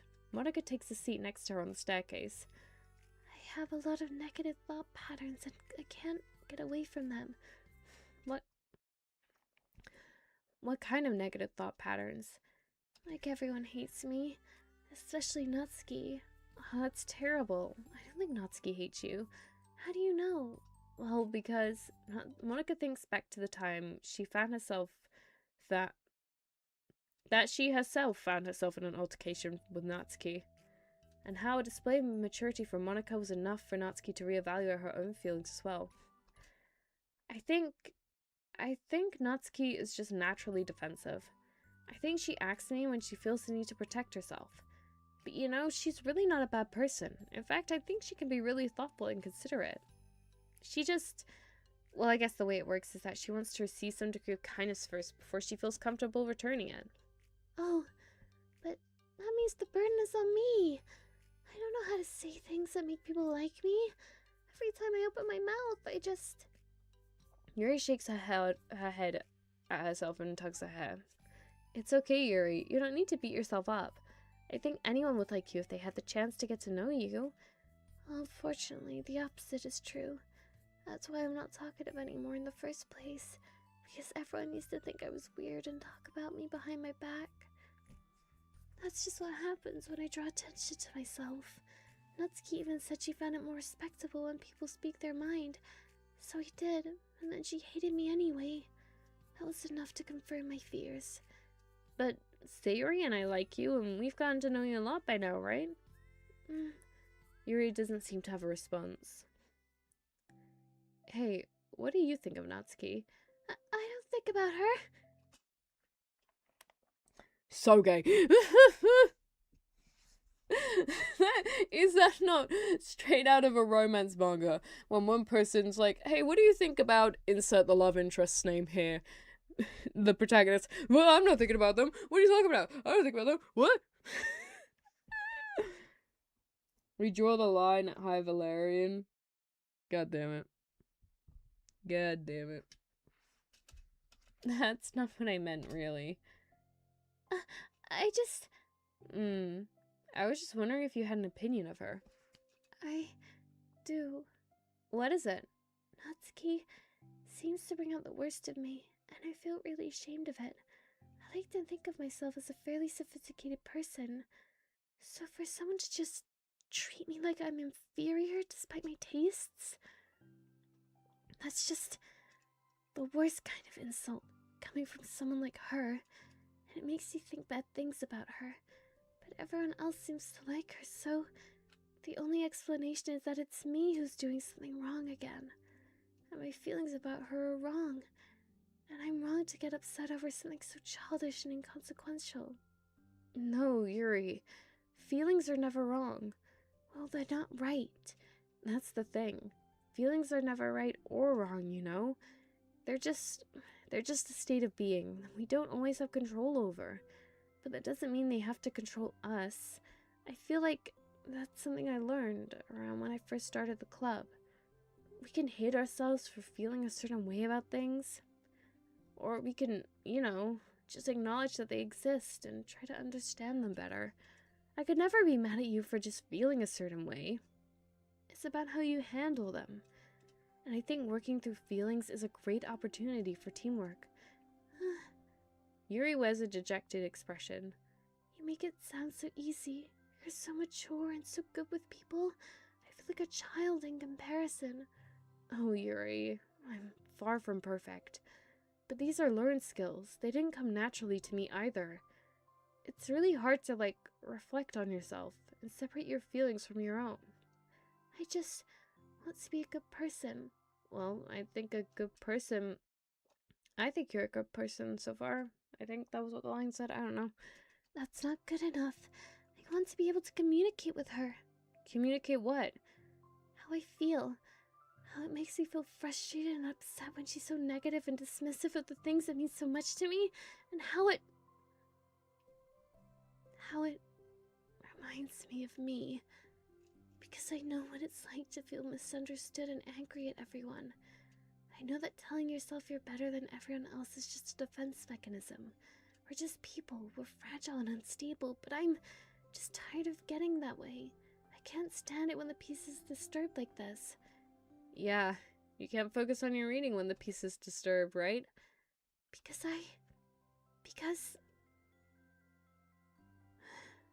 the literature club should be happy for everyone.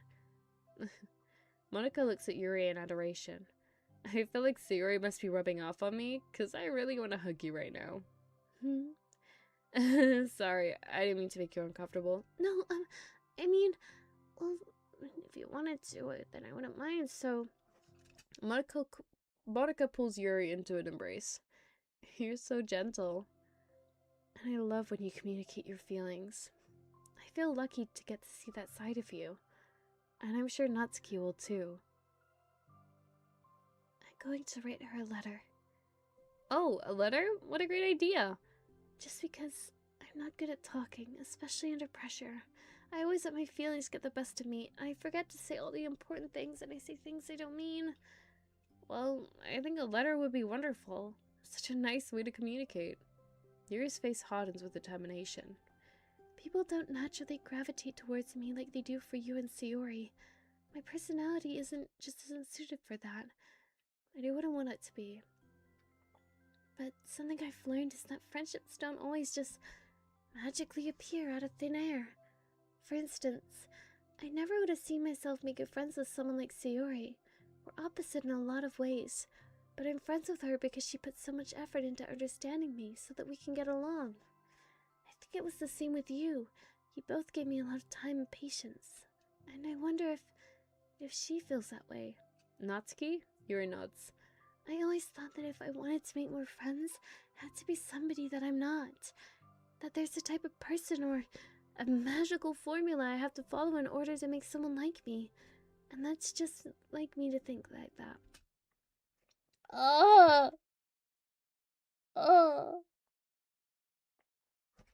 Steady heart, Stalgia.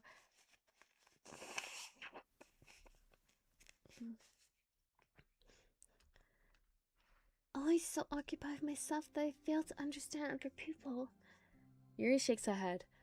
Friendship happens when you think about the other person. When you offer time and effort to understand them and respect them and trust that they also want to be a good person. That's what I learned through my observations in the literature club. Observations? Monica is caught by surprise. Yuri has always kept to herself so much that it's so unusual to hear her suddenly talking about the club like this. But Yuri smiles gently to herself. You always let me listen to your thoughts about other people, Sayori too, and it makes me happy because I learn a lot of things. That's so sweet. I never knew it meant so much to you. Monica never thought much of it, but in the past weeks, Yuri always seemed to be especially attentive when it came to the problems and concerns of others, always wanting to listen and learn more about her friends in the club. It's true, Sayori and Monica are naturally more comfortable with other people and can more easily work through situations of conflict, but that doesn't make them better people. Everyone has strengths and weaknesses and the capacity to improve, and the first step towards improving oneself is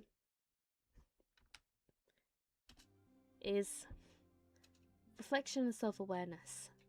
It's something that Yuri never gave herself enough credit for, but that Monica can recognize as an incredible talent. And with that, her confidence in the club is restored.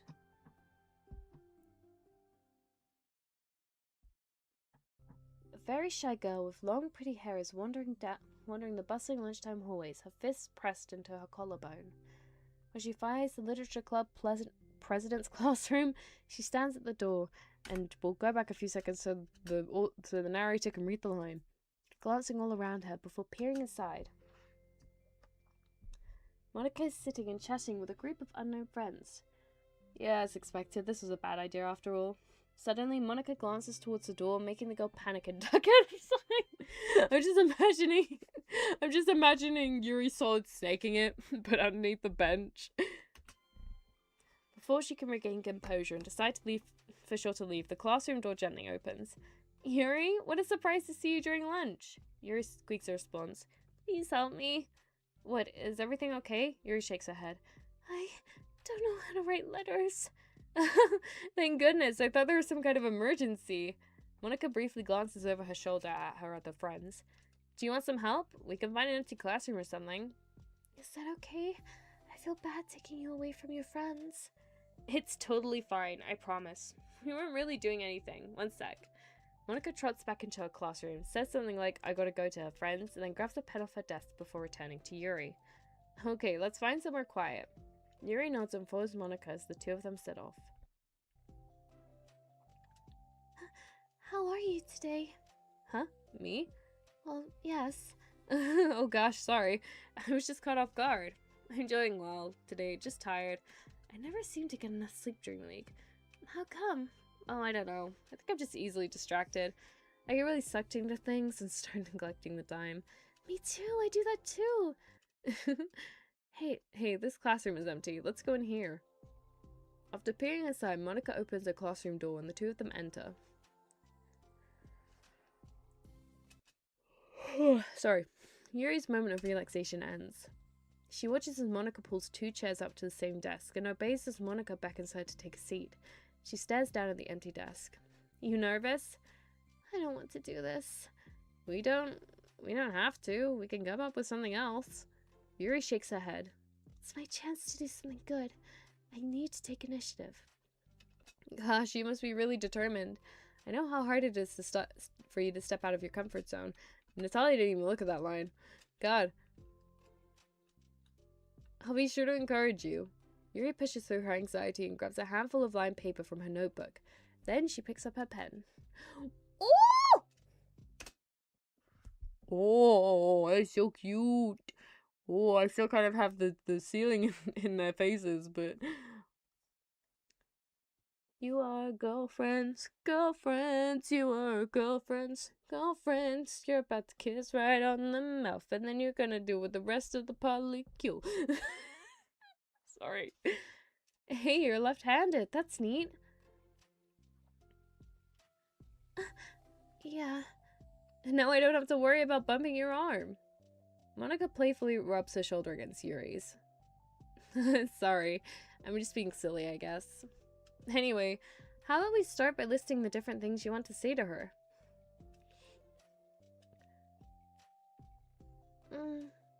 Yuri thinks. I feel embarrassed all of a sudden. Oh, it's okay. How about some of the things you said to me yesterday?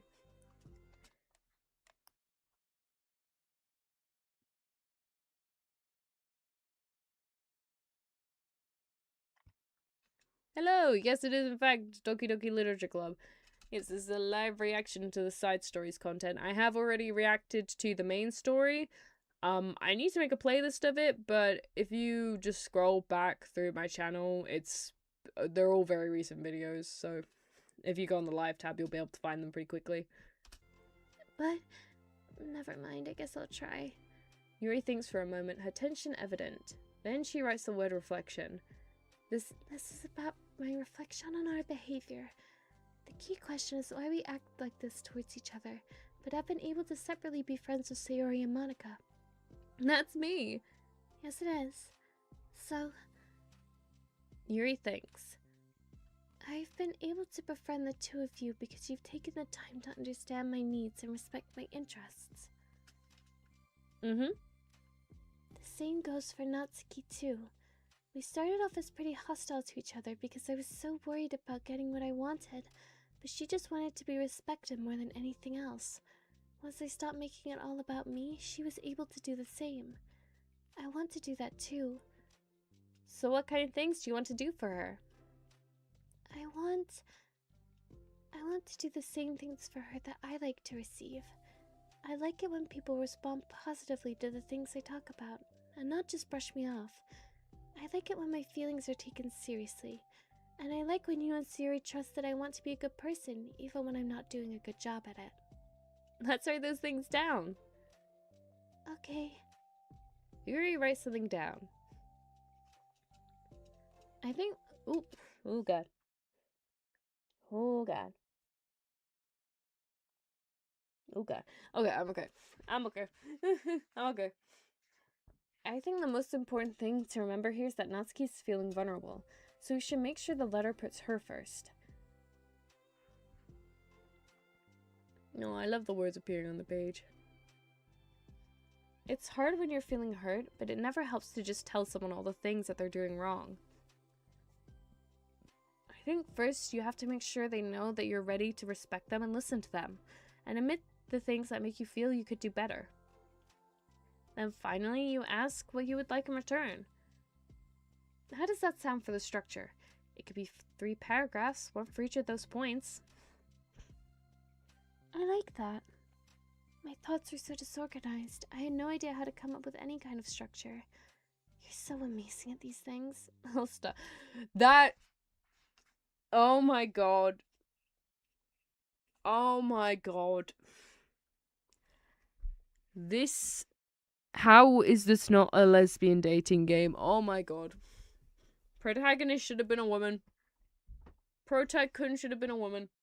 I know it doesn't make any sense considering they're trying to parody basic dating sims, but like... Protagonist should have been a woman, and we all could have had a lovely polycule. You've done so much more than I have, you know?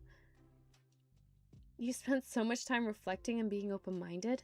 That's the hardest thing for anyone to do. All I'm doing is help you put it on a piece of paper. So I think you're the amazing one.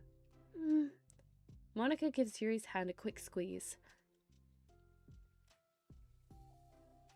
But as she lets go, she's caught by surprise when Yuri curls her fingers to hook Monica's hand in place. Oh my god, that's so cute! Oh my god! Oh my god! Lesbians are real! Sapphics are real! Oh, during Pride Month too!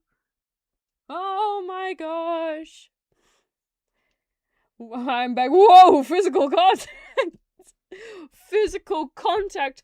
Not just physical contact, but premarital hand-holding! They're going all the way in this classroom. It's crazy! For a while, they sit like that in silence, save for the occasional scratching of Yuri's pen against the paper. Yesterday you told me something that I'm thinking about a lot. What was that? The thing about how feelings aren't right or wrong, and that they're just a state of being that we have to come to terms with. It made me think about how a person's behavior isn't always how they decide to be. It's also made up of their past experiences and their insecurities. I think that helps me see other people as actual people, rather than as insignificant side characters who are out to get me somehow. Is that how you feel about Natsuki? Yuri nods. But in reality, everyone is always trying their best, and everyone wants to be happy. Monica peers over at Yuri's paper, but to her surprise, Yuri pulls it in closer, partially covering it with her arm. I have to be able to read to help it out, you know. Oh, the yearning in the eyes. It's okay. My thoughts are a lot more organized now after being able to talk to you about it. Now that I'm actually putting it to paper, I realize I prefer others not to read it. Yuri laughs softly to herself, a rare expression. I'm kind of glad to hear that, actually. I somehow keep finding ways to butt into this whole thing. I've done enough damage. But it's also been so wonderful talking about this. I mean, I always thought you were really smart, but... Yuri smiles. I have always been terrible at these things. People are just so incomprehensible to me. I'll never get the hang of them. But Listening to you so much has really made me make sense of it, helped me make sense of things. So just don't call it damage, please. Monica Kaziri a small smile. Oh, I can't believe I came to this club looking for fantasy geeks, and all I got was real friends who value me. Is that a joke? Of course it is. I still can't tell with you. Sorry. No, I love it. Please never change. As you wish. Yuri glances at the clock. We're almost out of time. Will you be able to finish? Before the end of the day, probably. But I don't want to come to the club the same day that Natsuki reads it. I'm too shy. I could give it to her instead if you like. Yuri nods. As long as you promise not to read it. Of course, I promise. Thank you. Yuri exhales and the two stand up. I'll message you when it's ready. Monica nods. Good luck. I'm here if you need me. Yuri returns a nod and the two depart. And I'm gonna stop it there. Woo! Woo! Oh god, the screen's just white. What if I just like... We could do it with black screen. Now kiss. Oh my god, I wish they did. Mabu, Mabu, Mabu, Mabu, Mabu, Mabu, Mabu, Mabu. The money you were planning to spend on a horse, spend it on getting fat all those two kissing.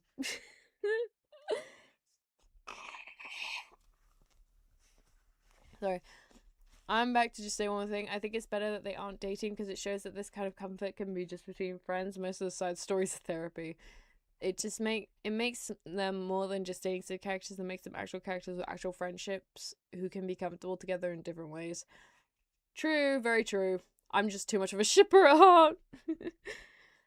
I very rarely will see a character where I'm like, yeah, you're good by yourself. I mean, I won't lie, there are some characters like that. But, you know.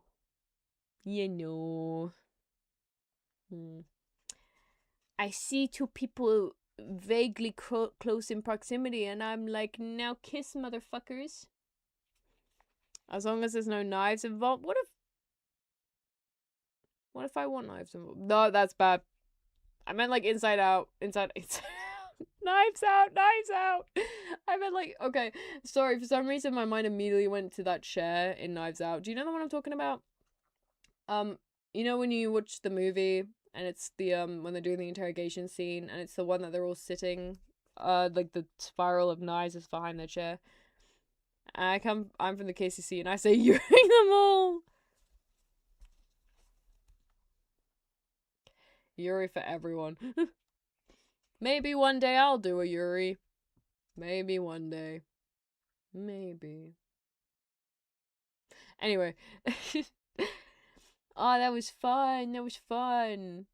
I am a bit surprised that nobody from the map band wanted me to do like voices. But you know what? I was destroying my voice anyway. Probably would destroy my voice a bit more if I kept doing the redeem. So I guess it works out.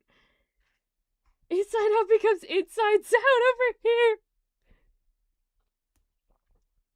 Oh my god, no, that's so bad. Yeah, the discount iron throne. It's not a discount iron throne, it's a throne of knives. It's a knives throne. It's the knives throne. In your face. Okay, now it's over now, cry. You want me to cry for not enough ABBA? Oh my god. I did a whole scene of Yuri! Fine, I'll cry.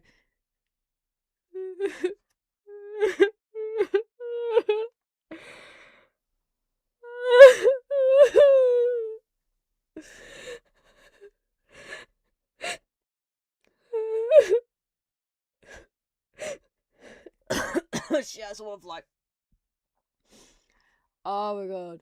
After the test week, I'm going to make DDLC based scripts. I'm just a little bit. Let's go! I love them. Oh, yes. Good. Too many voices. Kermit Yuri would have been funny. Damn it, you should have said something sooner. Mabu, that crying wasn't for you. Get out. Monica is not okay underneath her roleplay in the DDLC game. She is very much not good. Okay. See, Mabu. That's how you make Night cry. No! No, someone delete it. Delete it from Mabu's memory. He doesn't get it. He's not allowed. No. No. No, no, no, no, no, no, no. Good stuff, Nat. Glad it was. Glad it was. I'm sending that in, I'm banning Mabu on the, Mabu on the, I'm banning Mabu from the server and then just sending it in the Discord server next time. That's how it's gonna go. That's how it's gonna go. Ba-ba-ba-boom.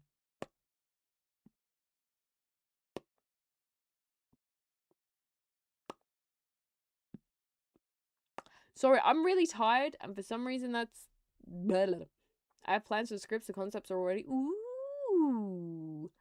Ooh, I wish I could make my mouth more O-shaped.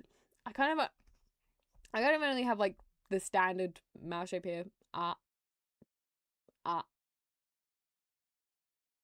And it's just, like, kind of the layers that I could, layers, haha, VTuber model, haha. But, yeah, I don't have much, like, thingy mouth movement with my model. I'm like, yeah,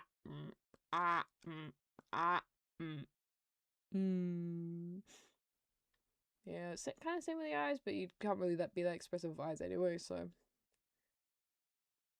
Okay, now what? This bathing ASMR is kind of weird. I was gonna end because I'm really tired. I got up stupidly early. So here's how my day went. I woke up way early. So I said yesterday when I was streaming with Mabu, I had to wake up early anyway. And I did that. But I woke up 2 hours early. And I was like, damn. And I couldn't get back to sleep. So I was like, you know what? The Amazing Digital Circus thing dropped.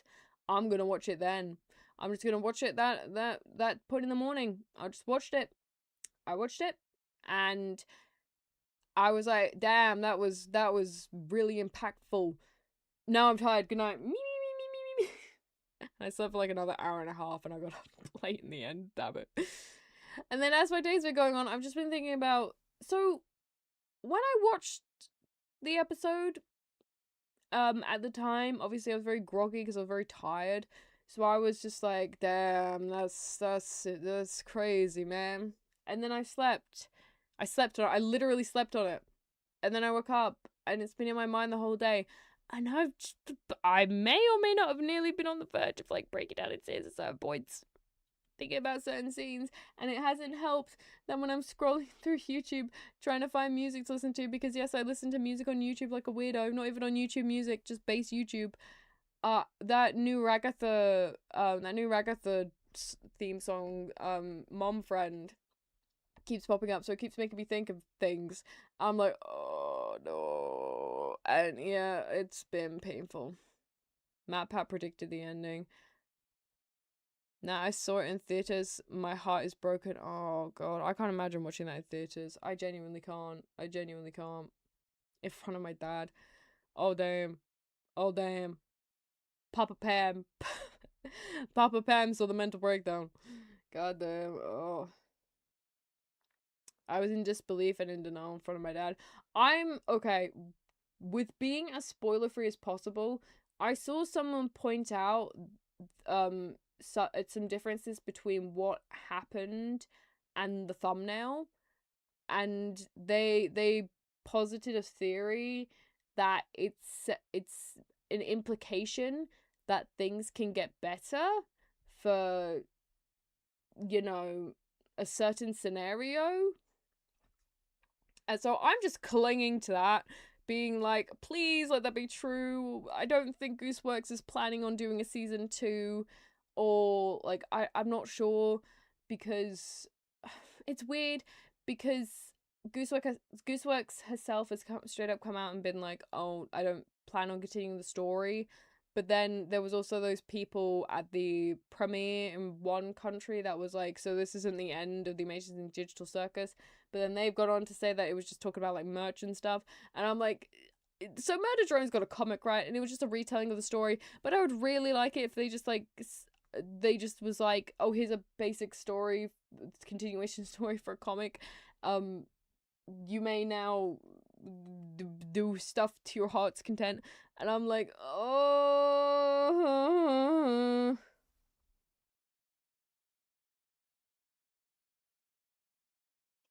Everyone was talking in the theater. It was annoying. I'm not surprised. I kind of assumed it would be like that.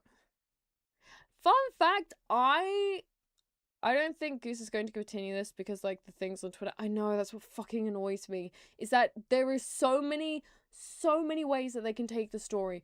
This, like, I don't think she'd take it in a negative way. The ending was, because of how the ending was, but I'm trying to be spoilers free as possible right now. It's very hard.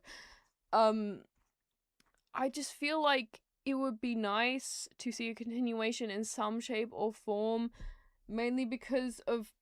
Okay, I'm not gonna specify this. The reason why I want to see like a season 2 or some form of continuation is because I want more of Gangle and how Gangle was left after the finale. The way that she is in, the specific position that she was put in, which again I'm trying not to specify things for in case anybody else hasn't seen it yet, but I just I feel like from that point forward, Gangle would make a wonderful protagonist, considering that the elephant in the room, if they ever did continue the story, I feel like she would make a perfect new protagonist for the series. And then I'm not sure who would be the secondary protagonist because Gooseworks did come out and say that the two protagonists for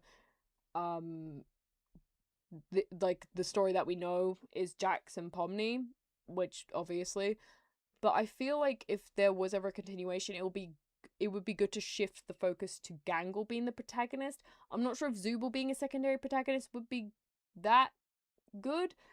I mean, I feel like they also could work well with the themes that are like the plot threads that are tied to Gangle and the situation, but it's just did I hit Game Grumps? We are the Game Grumps. Sorry. Yeah, one dude from Game Grumps is making the series with Glitch now. Yeah. Oh, Game Oververse, right? It's Game Oververse, isn't it? I think. Glitch still has other things to look at in the memes in the intervening time. That one dude from Gamers Wing is shown out. Yeah. I'm is the fucking Knights of Guinevere is what I'm looking forward to. I'm so happy it's finally been confirmed to be greenlit. I'm gonna be reacting to episode thingy, which I hope I avoid spoilers for. I got very lucky avoiding spoilers for the finale, for Amazing Digital Circus finale, because what's it, the like when the fake leaks came out before the movie released in theaters, I didn't even see any of them, so I have no idea what that was about. But that was it. So I managed to avoid the fake spoilers because they were confirmed to be fake, I think, after came out. The movie actually came out. And then the movie came out and I avoided basically all spoilers except for one. And it was the very last scene. And I don't how do I say this without spoiling? It was a screenshot of the very very end of the movie before like literally the very last bit with the you know what I mean by the last bit, the very last bit at the end, and it was a caption being like they don't know how much they influenced each other, and I wouldn't have even suspected it was the Amazing Digital Circus if they hadn't specifically tagged it as such, which I know is like wild somehow, but it I don't know about how long it is fair to wait before talking spoilers. Are you getting to find you the Easter eggs again? Yes. About how long is it fair to wait before talking spoilers on a free YouTube show? I like to give people a grace period of about a week. I say typically about a week that I try to avoid saying spoilers for. I don't know. Ross and Aaron are working on Game Oververse. Yeah, they are. I really hope it does well. It annoyed me with that. I don't know if you guys have seen, but there was I don't know the name of the project. Sorry, I just took my headphones off. That's why my model did that. I don't know if you guys have seen this one, but there was a trailer that was put out for another animated indie animation project, not associated with Glitch Productions, with just like just independence, not even an independent studio, just independence period. And they thought, what is the best way to promote our upcoming what the fuck's the word? Our upcoming show. Let's just take the piss out of another show. Like, okay, so there's multiple layers here.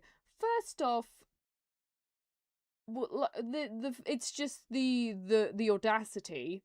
Second off, I believe, I could be incorrect, but I do believe that this show, Game Oververse, the person who's creating it right now, it wasn't his idea originally. It was a friend of his who passed away. So you're shitting on a dead person's work after the person who's like decided to carry the torch of their lifelong project has announced this and has expressed how grateful he is to people for, you know, just doing this for his friend, for like engaging and enjoying it and making it clear that they want to see more. Then there's also just like the logistical aspect of it, which is the part I find the most wild. Like, people are assholes. People are going to be selfish. People are going to put down others to make themselves feel better about themselves. I hate it, but it's a fact of life. Still hate it though. However, logistically, how are you advertising your own show by making your trailer about pissing on someone else's show? You're not showing off anything about your show. Maybe you're showing off a bit about the attitudes of the characters, but why would we care about it in essentially a unofficial crossover? Why not would you then just put them in a distinct, like a scenario that is going to be distinctly individually yours to make yourself stand out? It'd be like if fucking the Amazing Digital Circus, when their trailer dropped, you know, the one where it was Kane and Pomni with the throwing knives, that thing that got canonized in the end. It would be like, what's another show? It would be like, I'm just gonna say Owl House. It would be like if they instead of Pomni being on the spinning wheel, it would be fucking Luz Nocera. I can't fucking pronounce the name. It would be like if they did it with that, and then Pomni was in the background instead and was just like pointing a thumb towards it, being like, "Look at this idiot! Can't even her magic's no good for this, is it? Ha ha ha ha!" And explains just fucking nothing about your show. Now she tantrums. Now she's ranting. Oh, are we playing the original Doki Doki Literature Club this time? No, sorry. I have finished. I did 2 of the side stories. I meant to go off of stream, and then I just went off in talking. Speaking of pilots, do take a look at the Pop and Play Kitchen pilot. Oh, I will. Okay.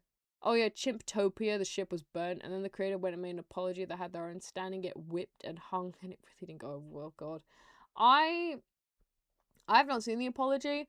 I just know the initial fallout, really, and because I like, oh god, I didn't so I watched the trailer, but I didn't watch it on their channel. I watched it from a repost because I was like, I'm not giving you the view, but I'm curious. Time for Nat to look back at chat. Apparently, Ross has been trying to pitch Gameverse to different publishers for years now. Yeah, that tends to be a thing. That was actually with Dana Terrace, who is the Knights of Guinevere lady, but not with Knights of Guinevere. That was with her in Owl House. She was going around everyone, trying to get it to be, you know, to get backing for this, for her thing. And then what happened was, obviously Disney picked it up, but even then she said she was quite dissatisfied because her original telling of the story was a lot more mature. Like Knights of Guinevere level mature, obviously, because I'm using that as a comparison because it's the same person who does the shit. it was more, the level of violence and mature themes were more in line with Knights of Guinevere in the original script, but because Disney was the ones that picked it up, they made her, even though it's still quite dark in certain elements, they obviously had to sanitize it and scrub it down for a younger audience, which, I'm not gonna lie, most people have noticed this, but Knights of Guinevere does seem to be a retelling of Dana's experience. Holy my god! Dana's experiences working with Disney. So I am curious to see how that will play into the plot. Because a whole big thing is, I mean, currently it's the butchering of ideas and butchering of creatives who support who are the reason for how big you are. Like, because obviously without Guinevere, the whole Knights of Guinevere park wouldn't have worked, would it? So it's also going to be interesting to see how, like, how they handle that. I don't know. I'm curious. I'm have full confidence in Dana that it's going to be a good, sorry, hit the mic. It's going to be a good retelling of her experiences, if that's what it is. But, you know, I'm just curious about how it's going to go. Obligatory. I love the Owl House. Now look at this idiot. Now this is how you should do an isekai. Oh, God. God. Oh. I've been rambling. I need to go. It's 10:30 my time. I'm EP because I was stupid and woke up early. Too early, and then I woke up too late, and it's like, oh. Oh yeah, I think it's Father's Day tomorrow, so thank you to all the daddies out there. Sorry. So stupid. That was so stupid. I'm so sorry.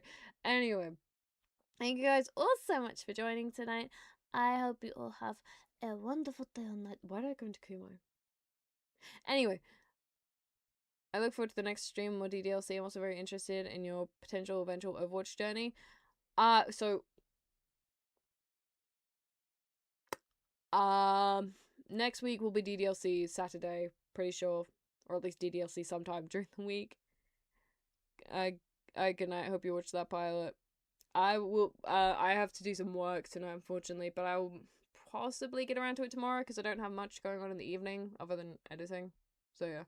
Bye bye, Natalia. Take care. Also, next DLC stream, just load a video down because it's better for your voice, I think. I did do that. It's okay. It's the speed thing is me just more tripping up on my words. The strain of my voice is gonna be the same because I'm gonna be talking. Actually, arguably it would be more of a strain on my voice because I'll technically be talking for longer because I'm gonna be slowing down my speech. But you know, it's fine. It's fine. I'm not sure. Sorry. Anyway, thank you guys all so much for joining. I hope you all enjoyed tonight's Doki Doki Literature Club stream, and I hope you all have a wonderful day or night wherever you are. Mwah! Love you. Bye bye. Bye bye. Shit, I hit the wrong one.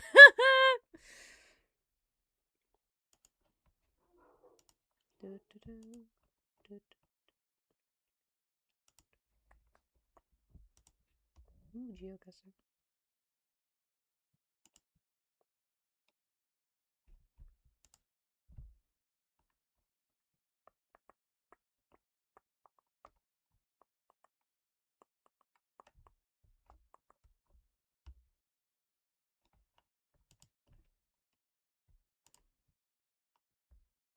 How many notifications can I get during one stream? Goddamn. Run, rabbit, run.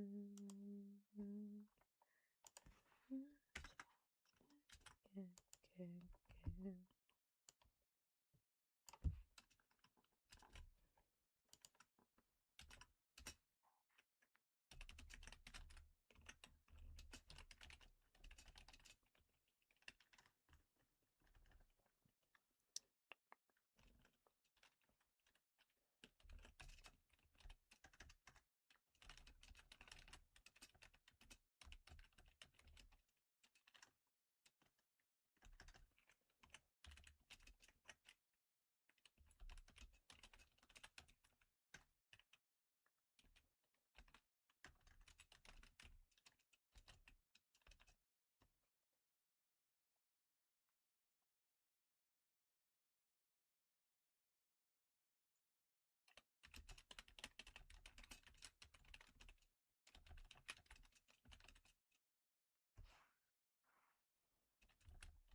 I'm on 10% battery. Shit.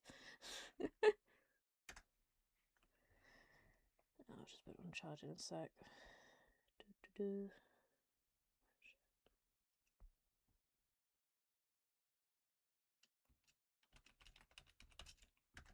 Don't want to press the 3 button. What the fuck?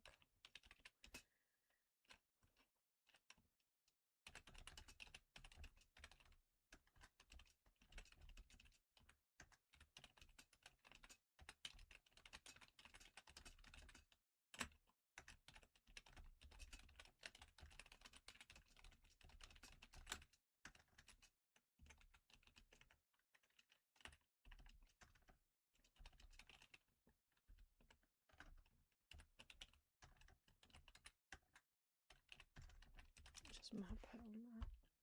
Wasn't it?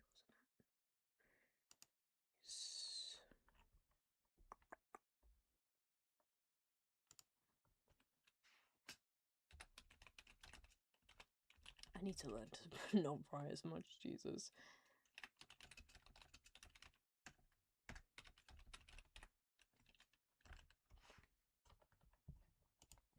Give me that pretty picture that I worked so hard on. And literally. God. Boop. Let's get rid of that bit. There's gonna be fires and nope, actually no, yay! For once I don't have to reword everything 5,000 times over. Post.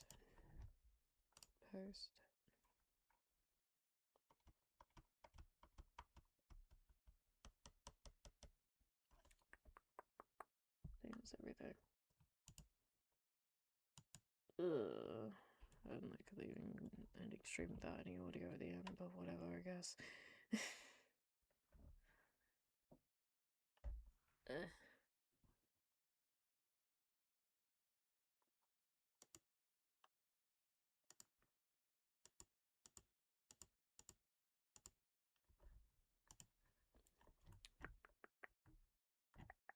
Wait, no, fuck, I need to end stream.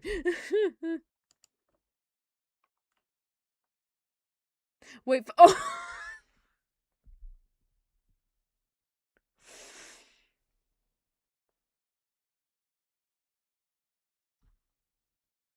Stop saying clickety click! Stop it! Stop making fun of me! Oh my god. Okay, bye.